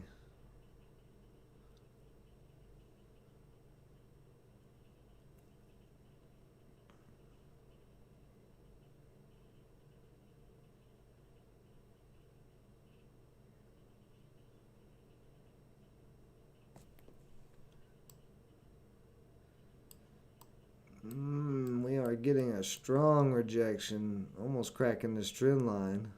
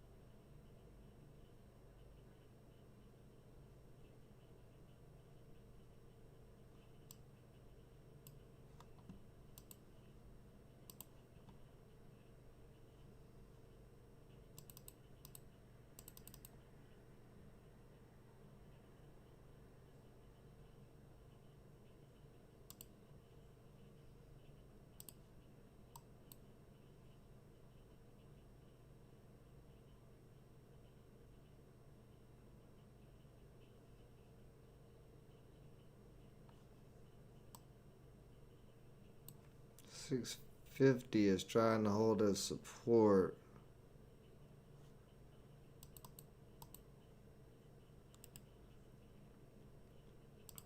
Let's fix this drawing here.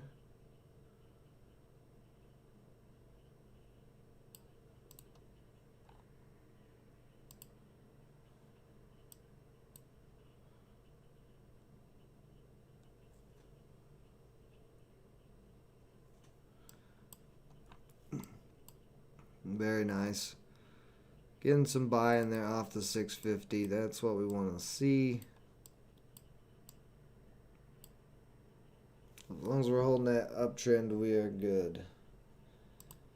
Blue crackdown. That one's done. Sigma's done. PTPI could be a possible play. It's got a big wedge pattern. Come on. Come on.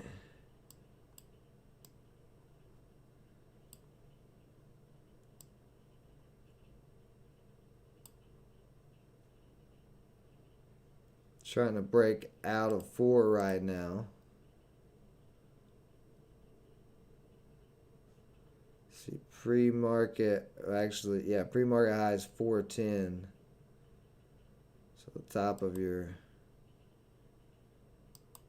resistance is right there.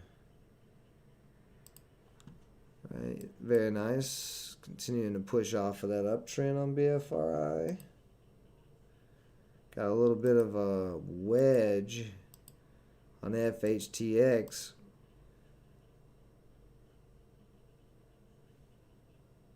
We got a minute basically on this candle. So this is getting close to either continuing to rebound and pushing back towards 18, or it's going to drop out of this and it will be done.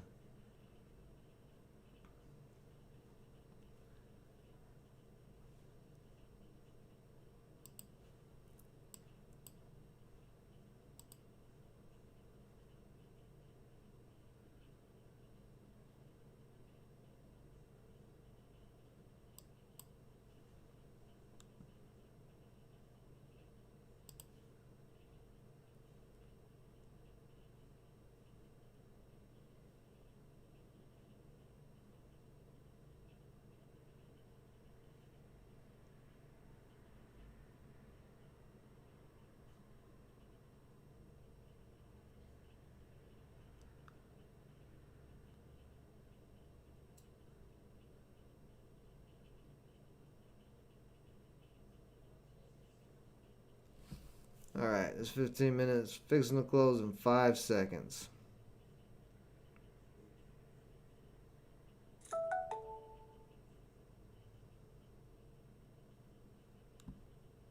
Now let's see if that candle goes green. Just needs to break 1750. BFRI getting bought up nicely out, or not BFRI getting bought up nicely off the trend line. Little indecision doji getting followed by a bullish candle so far. It needs to get over the top of that candle. Trying to push it now. There it goes.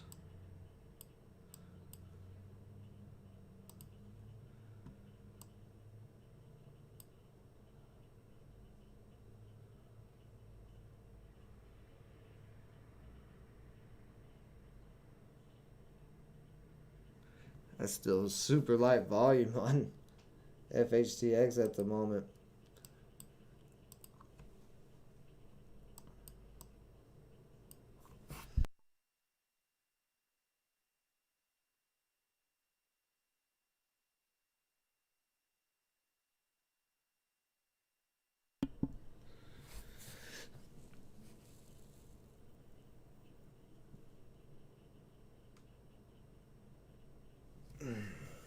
I didn't say y'all were idiots. I just said stop being concerned about every single little move that I'm making.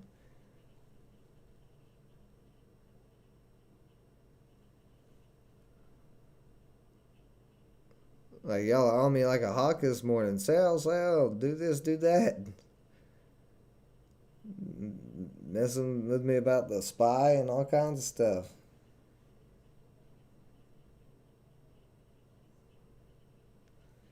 I'm sitting here focused in laser vision.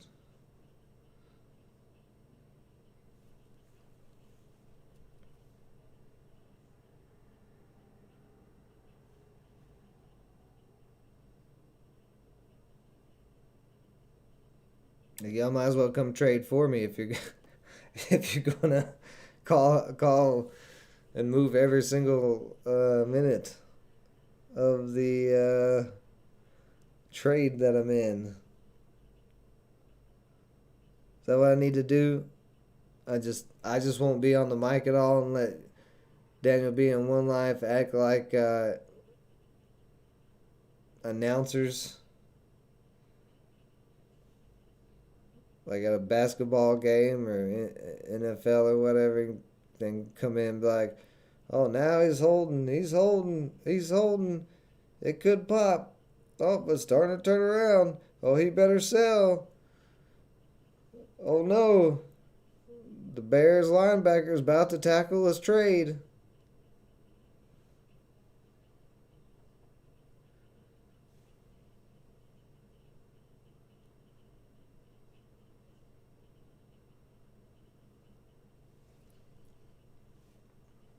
What's up, Orlando? How's it going, buddy? I didn't even see you in here because of all this. Yeah, I know. I know the Bears lost to the Packers, Daniel B. I was taking a jab at you and One Life. Oh wait, never mind. One Life's like the Detroit Lions, don't he? He loves a losing fairy tale team. Nah, nah. Y'all, if y'all were criticizing and being honest critics, it'd be one thing. But y'all are trolling me. Don't try to compare what y'all are doing to actual honest criticism. Y'all ain't honestly criticizing. Don't you come in here. Don't you come in here with that nonsense. Talking crazy. You have a channel, so when you have a channel and you're in the public eye, you get criticized.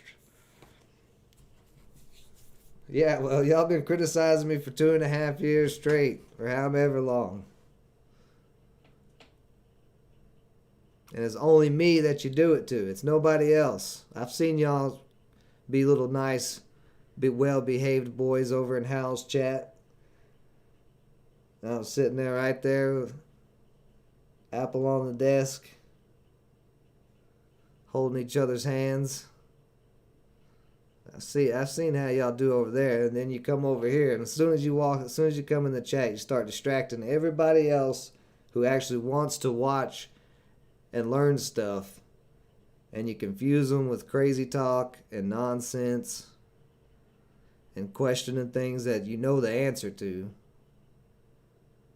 but questioning it out of trollism, not because you're trying to help anything.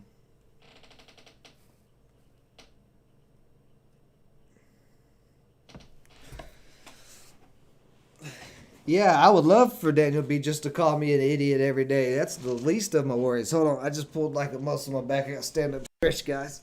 Oh.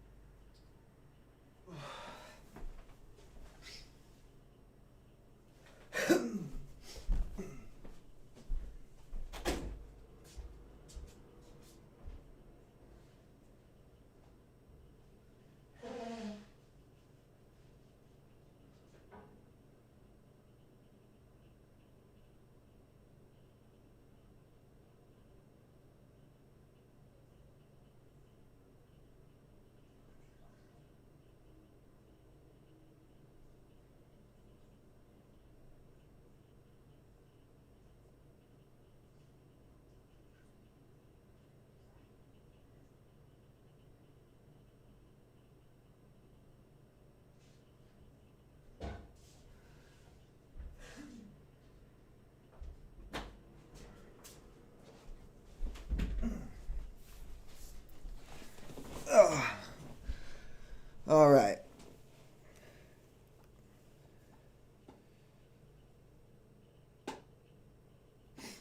So, with the level 2, it's not just that, you're just looking solely at the level 2 to see if buyers or sellers have control of it. You're just using the level 2 to kind of confirm your suspicion. So, we're looking at it. We know it's on an uptrend. It's on an uptrend today. Nice uptrend on the 15 minute. We spread this 15 minute back out. And we know that this has been on an uptrend for 5 days. So this thing has been bullish for 5 days straight. Now what I'm looking at when I'm looking at the level 2 is I'm just looking at support and resistance areas to see how many buyers and sellers are coming in at areas. So like right now, because we've been on an uptrend for 5 days straight, buyers still pretty much have control of this, and that's why we're not seeing it crash out. It's still riding right up today's intraday uptrend. So knowing that it's uptrending on the overall picture. Come on, what are you doing, Thinkorswim? Then allows us to, what the hell? What is going on with this? There we go. Then allows us to see, most support and resistance is going to be at natural areas. Like PTPI is testing $4 right now. That's a resistance area. So I'm looking at this level 2 right here to see if it's going to break. And when we got to see it break is we got to see the $4 come on the ask, the amount of sellers there, and then we want to see a bunch of buyers come through and take them out. So if they get ate up really fast, then that's a good sign that's usually going to pop. Or if it gets rejected, so let's keep an eye here on BFRI, since that's the one I'm actually in. We're looking for this $7 break.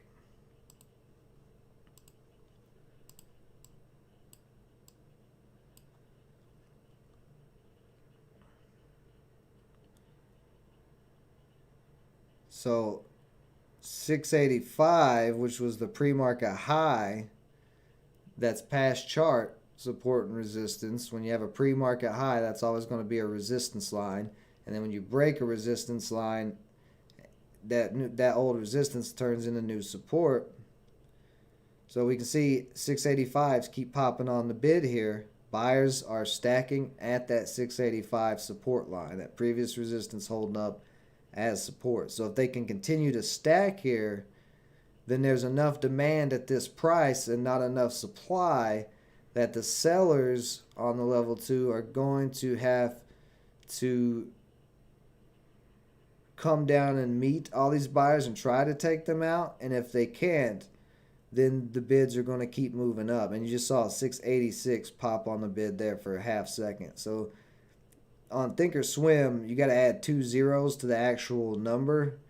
This bid size is 1,000 shares and this ask size is 2,000 shares. So we got, that guy just got taken out. Well, no, he's not. He's still there. He just got partly taken out. But you can see how it dipped below 685 for a second. We're just testing that 685 support. So this buyer's still coming in, trying to stack that right there. You keep seeing these bid sizes pop up. But we want to see this hold, and then we want to start seeing multiple bids at 85, and then start seeing the bids push up over 85. So on an uptrend like this, we're just basically using it for support and resistance breaks, and for entries and exits. Like if you're coming, well, when this came down to this trend line, and that trend line was some support, we wanted to see 650 hold. And as long as 650 on the bid kept holding, buyers kept coming in until it moved back up. They were able to keep it at that. They were able to keep it above that price. We almost had a little breakout of 7 there. So let's see here on 7. This would be really easy to explain if I can do it in live time here, if it can come up and test 7. So we want to see 7 pop up on the ask here, and then as soon as 7 touches here, we ought to see a bunch of sellers. And if we're going to break 7, we want to see them get taken out, and then the bids move up to 7. So you see there's some selling at 698. We're not quite to 7, but we are getting some resistance there, because don't think of support and resistance as exact lines, like pinpoint lines. Just, we know $7 is resistance, but it's like it's almost like 2 magnets. As the price is coming up to a resistance line, and if they're the same magnet, they're going to do like this. They're going to have a hard time trying to come together when they're the same. They're not, like if they're both north magnets or whatever. So that's why we see on that level 2 we're hitting at 698 and not even touching that 7 yet. So we need a bunch of buying to come in and just blow right through that resistance line.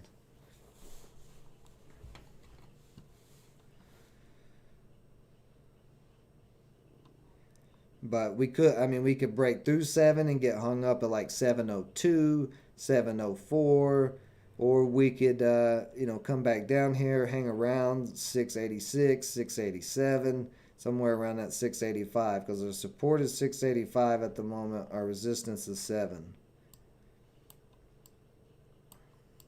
So we just want to see, so here we go, we're testing 685 as support again. See, 685 starting to crack. We didn't immediately get bought back up and pushed to 685. See, sellers are coming down. Coming down on the ask there. So buyers are dropping down. Buyers are not wanting to buy it. To hold it over that 675. DPI is trying to break right now. So look at the $4. Look at the $4. Look at that. Look, all it's selling at 401. Let's see if it gets taken out. Got 12,000 buyer, 12,000 order there on the ask size. He got taken out. Bids starting to stack at 4. Look at that. Look at all the bids starting to stack at 4. And now we got a little resistance at 405. Look at that. Now we're running into that resistance line at 410, so we got to see 410 break down on the ask. So you see we're getting a little bit of resistance at 408, 409. That tension like I was talking about with the same magnets.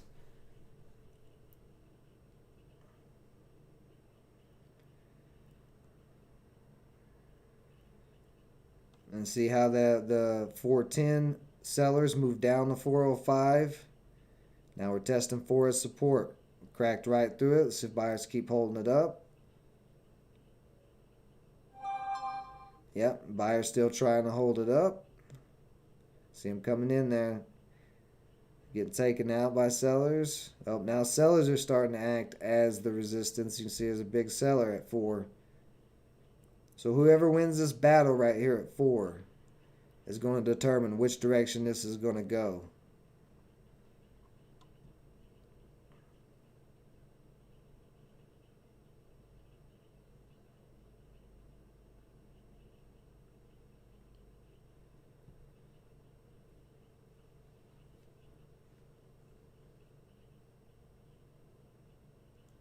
More bids coming in at 395. Bids moving up to 396.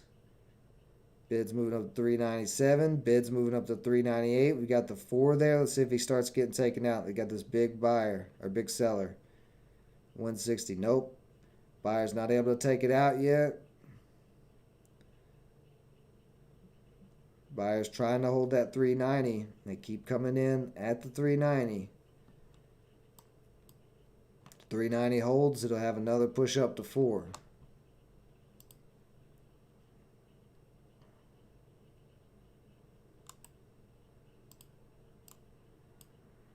A little downtrend there. We got a break on BFRI.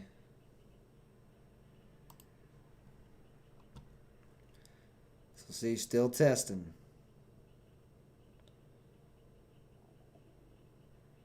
Sellers sitting at 393 now, so they've moved down from 4. They don't get taken out. Okay, so okay, there they go. The 392s got taken out, but you got more sellers at 393. And they just got taken out, so buyers are pushing it back up towards the 4, still getting that tension at 396.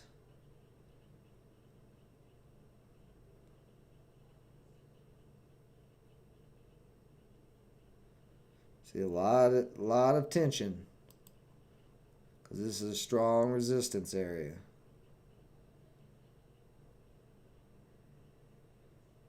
See at 396 continuing to hold.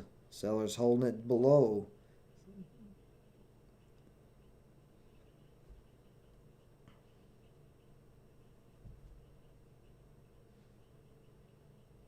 And see sellers continue to move down and try to push the price down. And we've got buyers holding 393. Sellers trying out. So you can start to see after a few minutes how the uh, the little battle is going back and forth at this resistance area. All right, it's that 390 cracked. There's still some buyers under 390, so bids coming back on 390. So there's a tug of war. That's why you're seeing. So you even see this tension on the chart here. Like it's just like almost like a Richter scale or something. You know what I mean? Like it's just like, it's trying. Just lots of tension, lots of buyers and sellers fighting back and forth. Now, more than likely, because we're having so much trouble here at 4 and even trying to get to 4, it may have a pull down. It may have a pullback because the longer it takes, if buyers are running into this resistance line, this ceiling, this wall, if they're running into this wall and they keep running into it, well, that wall is not going to break, obviously, more than likely, right at that second.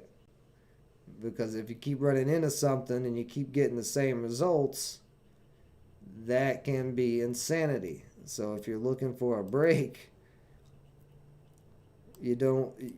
buyers are more than likely going to give up after a certain amount of time. Because you want to keep that upward momentum. And so as we're moving up, this is nice momentum, and we just get slammed into that resistance. Need to see a nice amount of buyers take out all the sellers, and it start to hold new support. And you can see it's already starting to drop a little bit there. Looks like we may come back down on the trend line again on BFRI. SPY did break its downtrend finally. Wedbush raised price target of FHTX to 32.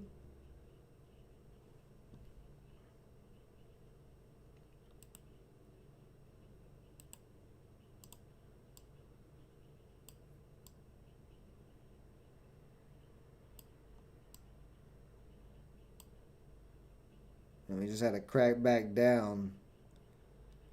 See, as I was saying about this earlier, we need to break through that 1750, but it was having all this tension through here, and it took way too long. How many candles is that? 5, 10, 15, 20, 25, 30, 35, 40 minutes of it not able to break 1750, so buyers just gave up there, and sellers took control at the moment in this short term.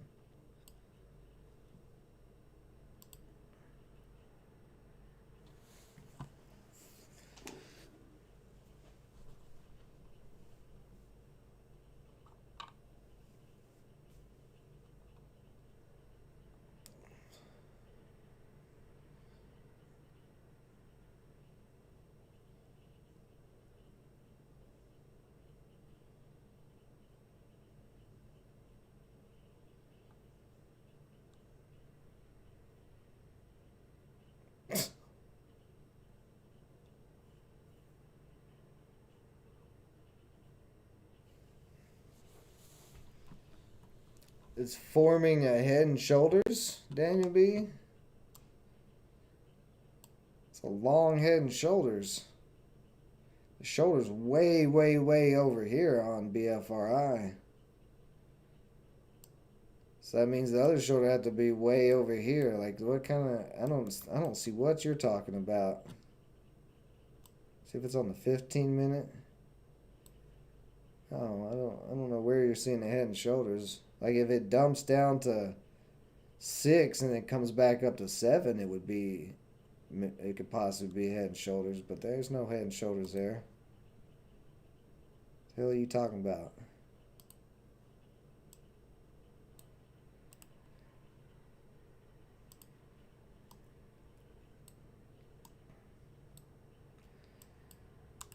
And to clarify, for all that information that Daniel B and One Life just passed on about how they think level 2 and all that is useless, that is their opinions, not a fact. Because, like Orlando said, the whole entire stock market is manipulated. So, you can cry about the level 2 being manipulated, but everything's manipulated. So, what do you, I mean, what do you. What do you think is going to be different? You think that using straight up charts is like? Here's the thing. Let me put this in a very simple to understand way. I think for a lot of people, everything you're seeing on my screen, the candles, the lines, the level 2, the time and sales, the volume bars, all of this that you're seeing, the time frame that I'm in this chart, all of it is measuring one thing. One simple thing. Supply and demand. Now, we do know that everything in the stock market is manipulated. But, just like we know outside of the stock market when everything is manipulated, they can only manipulate free markets for so long before you have insane craziness. And that's why we saw short squeezes on GameStop and AMC. But everything on your platform, your trading platform, is just measuring the supply and demand. That's all it is. So we can call these fancy candles, we can call it level 2, the time and sales, all of that. Understanding supply and demand is the biggest key, the biggest factor. There's no stupid secret that Daniel B tries to pretend like he knows some magical, mythical trading something that he learned in some monk cave or something. There's none of that nonsense. It is simply and this is every asset. This is not, and this is even more than every asset. This is everything. Supply and demand. It's a law of nature. Has nothing to do with men. So all we're doing is using our little human brains to process what supply and demand looks like. That's what all of this leads up to. So you see something that's been on a 5-day uptrend like BFRI or a 4-day uptrend, well, clearly the demand is outweighing the supply. Without even knowing what these candlesticks represent, without even knowing what this level 2 is, without knowing what this time and sell is, you should be able to look at a chart and say, oh, that's uptrending. It's got a nice movement upwards. The price just keeps going up over this 5-day period. Well, then more than likely you're going to get some type of move to the upside because it's been making moves to the upside. Demand is outweighing the supply. So the moment that there's too much supply, too many sellers, when the demand is no longer outweighing the supply, then the price can drop and you can see momentum get lost.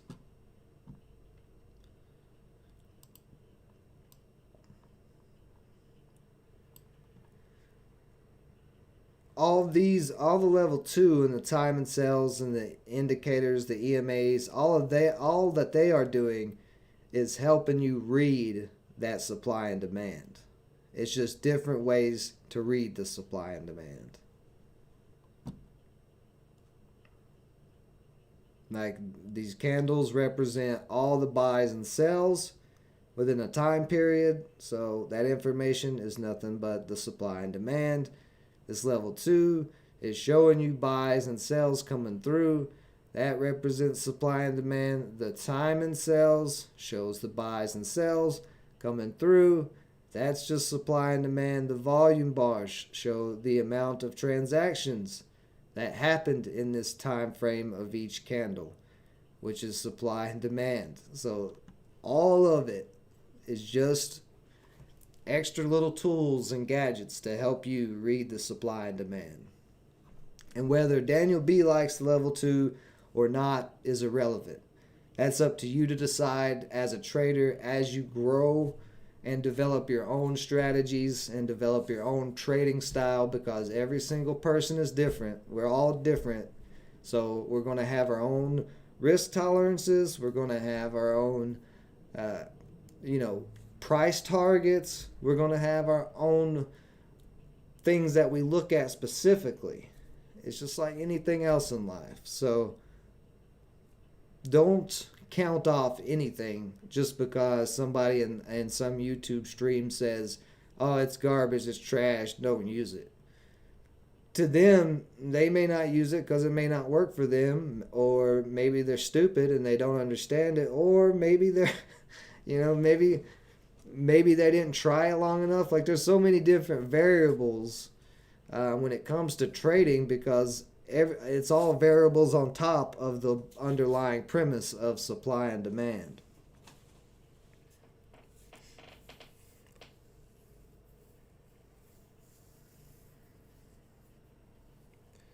No problem, John F.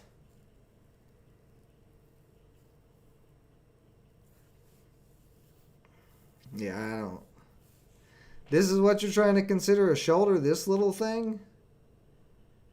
This is what you're considering a head and shoulders pattern, Daniel B. That's a crazy head and shoulders pattern.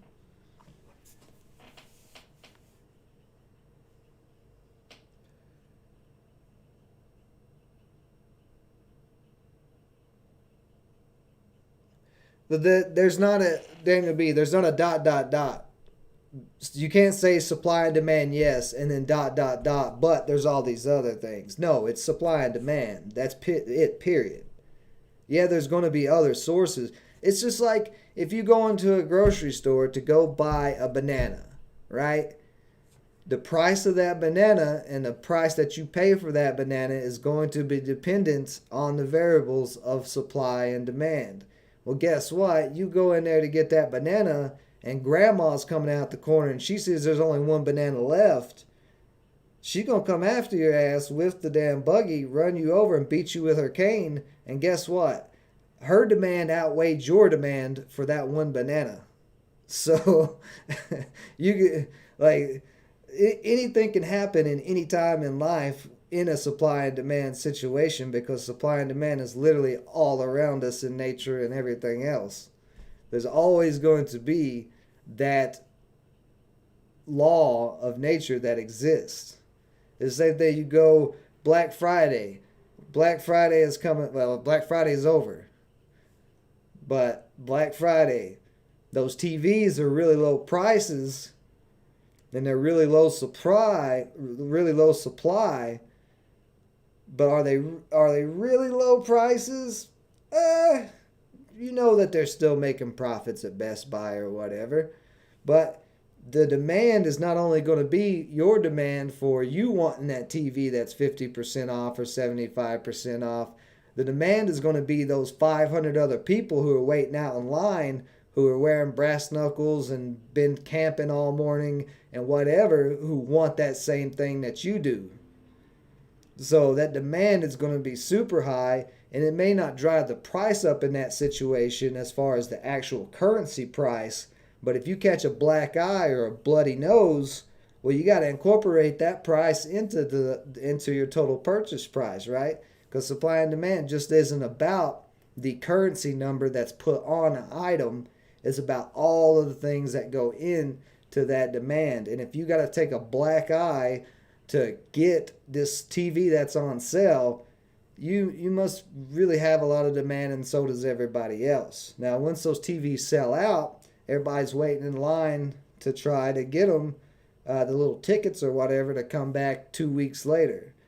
If they don't get it then they're going to jack the prices back up in another way. But, you could be inside of a store. Just say you're in a gas station. You're going to make a normal purchase. Somebody drives through the gas station front door. Well, your purchase just got screwed up. That's no different than being in a stock and a bunch of shorters from one group coming in and shorting the hell out of the stock and ruining the pattern. You know, they just drove their truck into the grocery or into the gas station while you were trying to buy your gas or whatever at the register.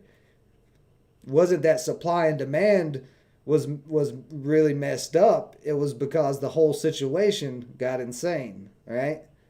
So the supply and demand still doesn't change as far as the laws and how it works in anything. It's the same across the board. There can be outside variables, though, that can cause more demand or more supply. Whether that be manipulation or not is irrelevant. We know everything is manipulated in the stock market, so I don't know why that's even that's like such a moot point to say, oh, the level two is manipulated. So.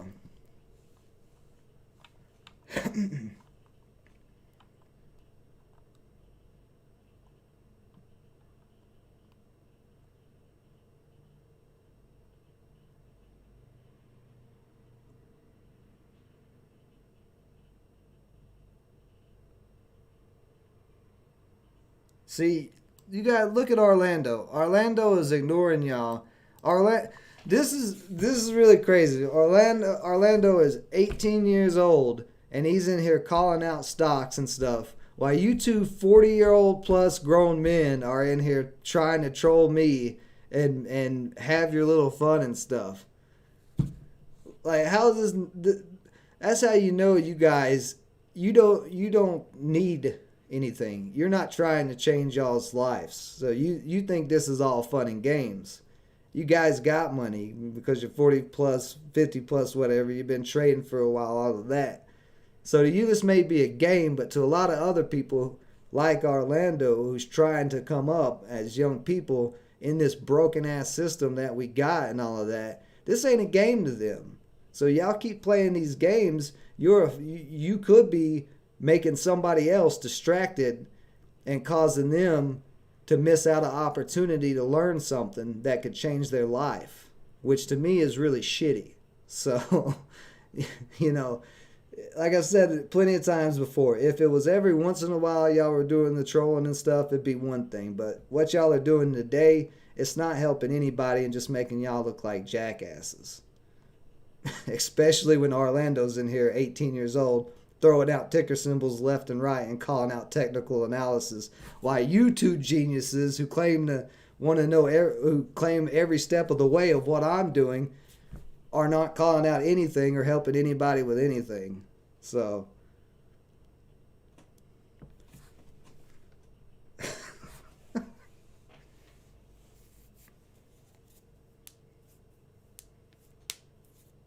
I already said one life that everything's manipulated. I didn't say the level 2 was not manipulated. What I said was, does it matter?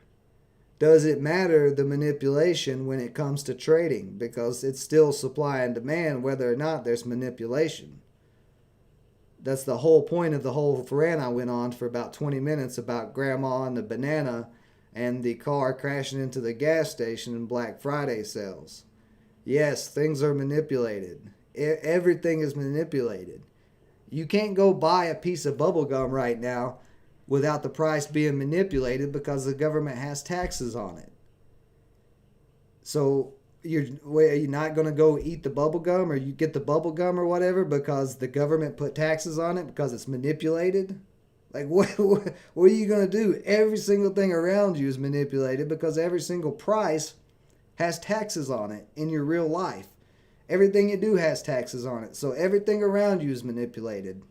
That going to stop you from going to the stores? That going to stop you from driving a car? It's going to stop you from buying a car? Is it going to stop you from doing anything that you normally do?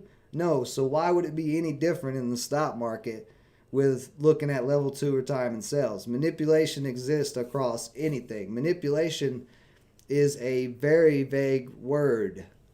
So could the manipulation be from a group pumping the stock?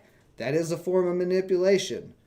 Could it be from some institution trying to pull a hoodoo? That is a form of manipulation. Could it be Thinkorswim trying to tax you on the bid and the spread because you market ordered in and they're getting that extra couple of cents on every market order? That's a manipulation of the price. What are you going to do? Hide in a hole? No. So this is not even an argument. about manipulation. Like we can talk about it all day, but it's not going to stop me from trading. I'm still going to take my shots. I'm going to still go get my profits one way or another. I don't care about the manipulation. I know it's there, just like it is in everything in life. So, what is your concern? What are you scared of?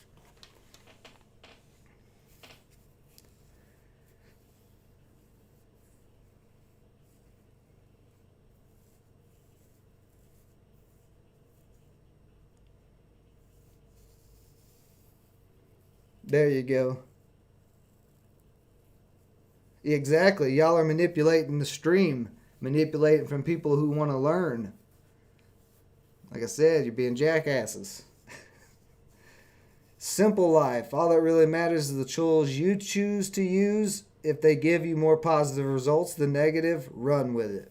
Bam. There you go. That's exactly right. Because every single person is different, so their trading styles, like I said, their risk tolerance, all that's going to be different.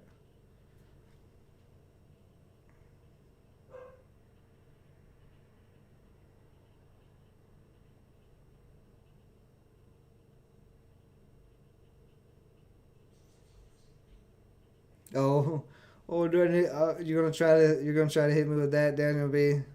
Really? That's the best you got. That's the best you got after I called you get out on your bullshit right here live on the stream. What, you gonna call your mommy? I'm not the one crying. You're the one who's apparently butthurt because I called you out. It's all right, man. That's why I was trying to keep from sneezing so hard earlier because I'm allergic to all your bullshit. Oh,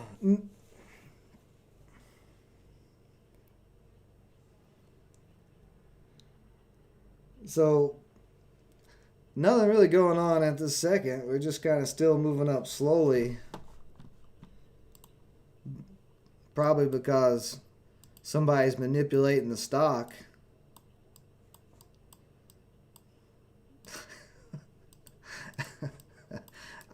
You almost made me forget this point too. This ain't even an argument. This is not even an argument about the manipulation. The Federal Reserve has said for the last year since COVID, they're pumping $50 billion into the stock market. That is obvious manipulation. So the whole entire stock market, per word, verbatim, from Jerome Powell, the head of the Federal Reserve's mouth, we are pumping $50 billion in here every month. And I've not seen you guys sit out of any trades this whole last entire year because of Jerome Powell and the Federal Reserve's manipulation. So take that argument and take it somewhere else. Don't come at me unless you're ready.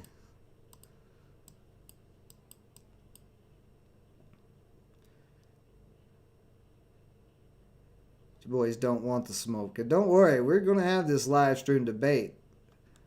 Y'all talk all big and bad behind them computer screens, but when I get y'all on this live stream debate, we'll see how much smoke y'all are really ready for. You better have called your mama.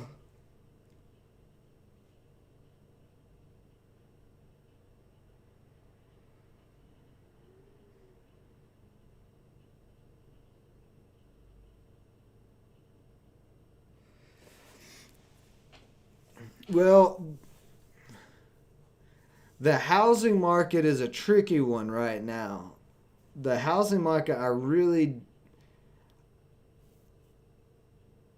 I don't think it's going to be as big of a crash as 2008 if the housing market does pull back, because the problem we're having, the problem is not with the markets specifically. I mean, there's a lot of problems in the markets.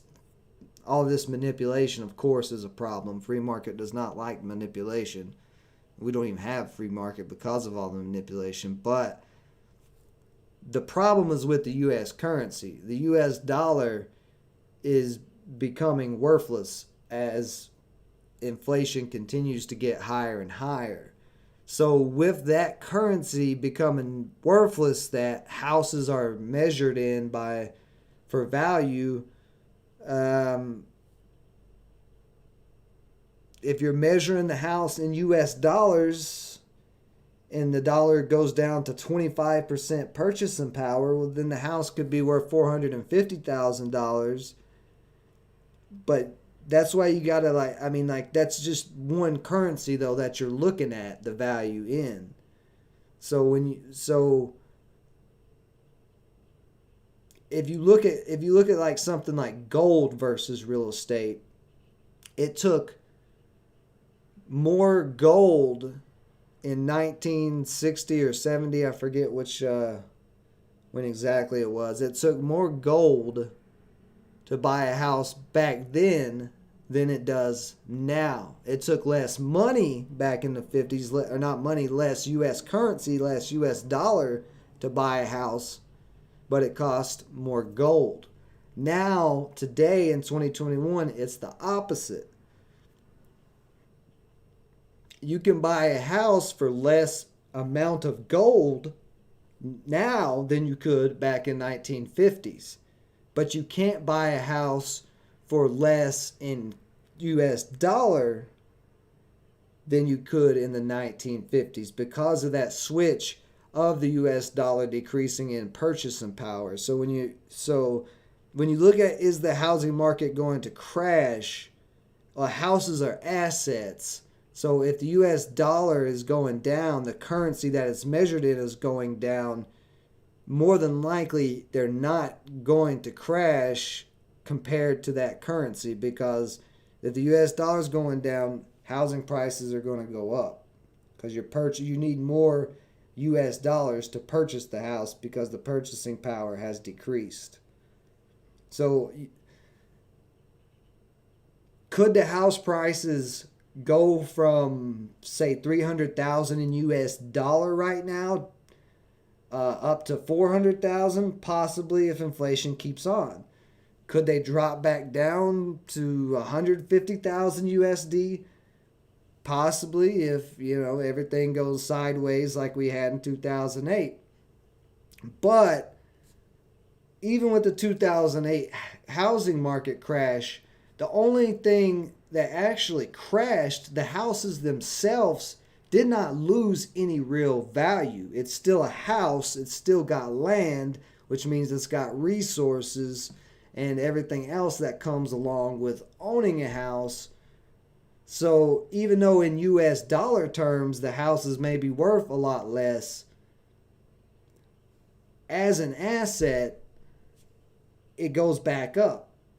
We see now, we had a 2008 housing market crash. You could buy houses for 10, 15 grand for foreclosure, all of that. But those same houses that were 10 or 15 grand then, people bought and, fixed up and turned around and sold, made profits and things like that. Those houses are still back now selling for even more than they were before the crash in 2008 as far as US dollar currency. So it's in the measurement of currency versus the asset that you got to look at. Because if US dollar keeps crashing and let's say Bitcoin goes up, well, then it's going to take less Bitcoin to buy that house than it did, say, 5 months ago. If Bitcoin goes up to $75,000, $80,000. Because when you're measuring another asset like Bitcoin, you're measuring it still in the USD. See, the thinking of measuring things in USD currency has been brainwashed into us nonstop since we were kids to think of currency or think as the US dollar as the end-all be-all of money. But money and currency are two different things. US dollar is just currency. Gold, silver, cryptos, houses, bread, corn, rice, oil, those are money. Those pieces of paper that are US dollar do not do anything for you, right?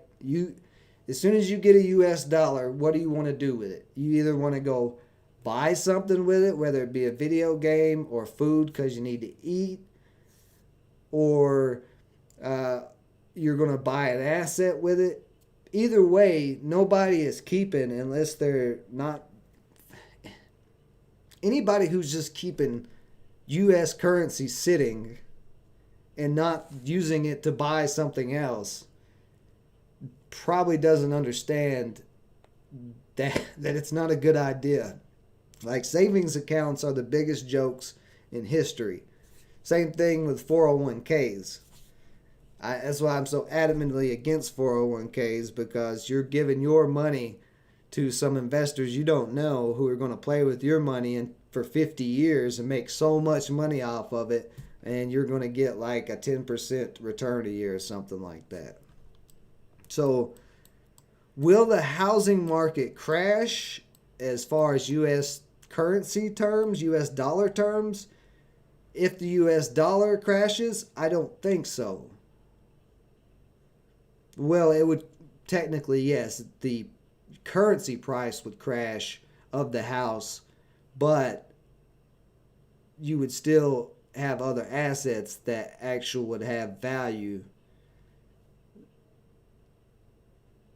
that would you could value the house in. Like, you can value a house in USD or a potato. Let's just take a potato. You can value a potato in USD, or you can value a potato in Japanese yen, right? The potato itself doesn't change. It's just a potato. The currency prices can change because the US dollar is a dollar, and then whatever the conversion rate is on the yen, that's two different numbers, but those are just two different numbers that are made up in that currency system. So you're paying two different currencies for the same thing that is that potato. So the number may be different between how much that potato cost in US dollar than Japanese yen, but it doesn't change the actual value of the potato. That's just a currency price that's changing. So I hope that makes sense. It's hard to kind of explain that. No, I don't have a 401k.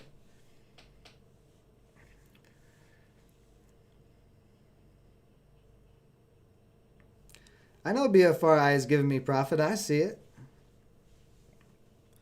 I'm very aware of what's going on with my trades. It's just now got back over 7. It's holding. Like I said, I'm looking at this uptrend. Y'all are looking at the 5-minute chart. I'm looking at the 5-day chart and this 15-minute chart and this 1-hour chart. Like, I'm not so much concerned about this thing at the moment while it's just going between 680 and 7. I'm looking for it to continue this upward momentum that it's had the last 5 days and that it's had so far today. So if this momentum continues, I will get more profits out of it. If the momentum doesn't continue, well, the trend line's way above my entry now. Price is way above my entry. So I'll lock it out if it starts to turn around on me. Here's the possible weird, crazy head and shoulders Daniel B's talking about. There's a little downtrend right there. That's getting rejected at. Just getting rejected at 7 though. That's all that is. And FHTX, this one looks like it may be close to being done. I'm going to move my stop loss up quite a bit on this one.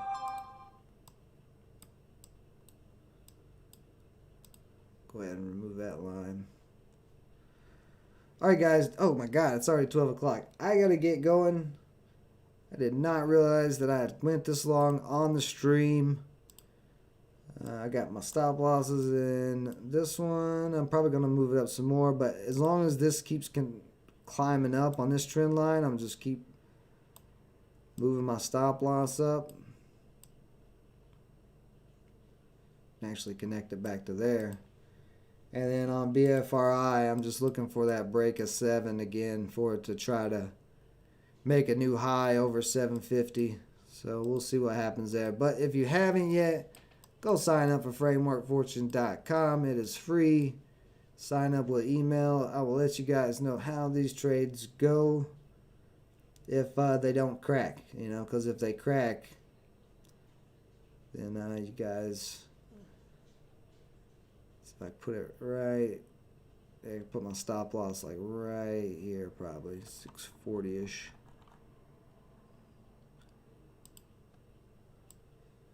All right, and we'll be back later on at 4:30 for the live crypto update on Framework Fortune Crypto YouTube channel. If you're interested in cryptos.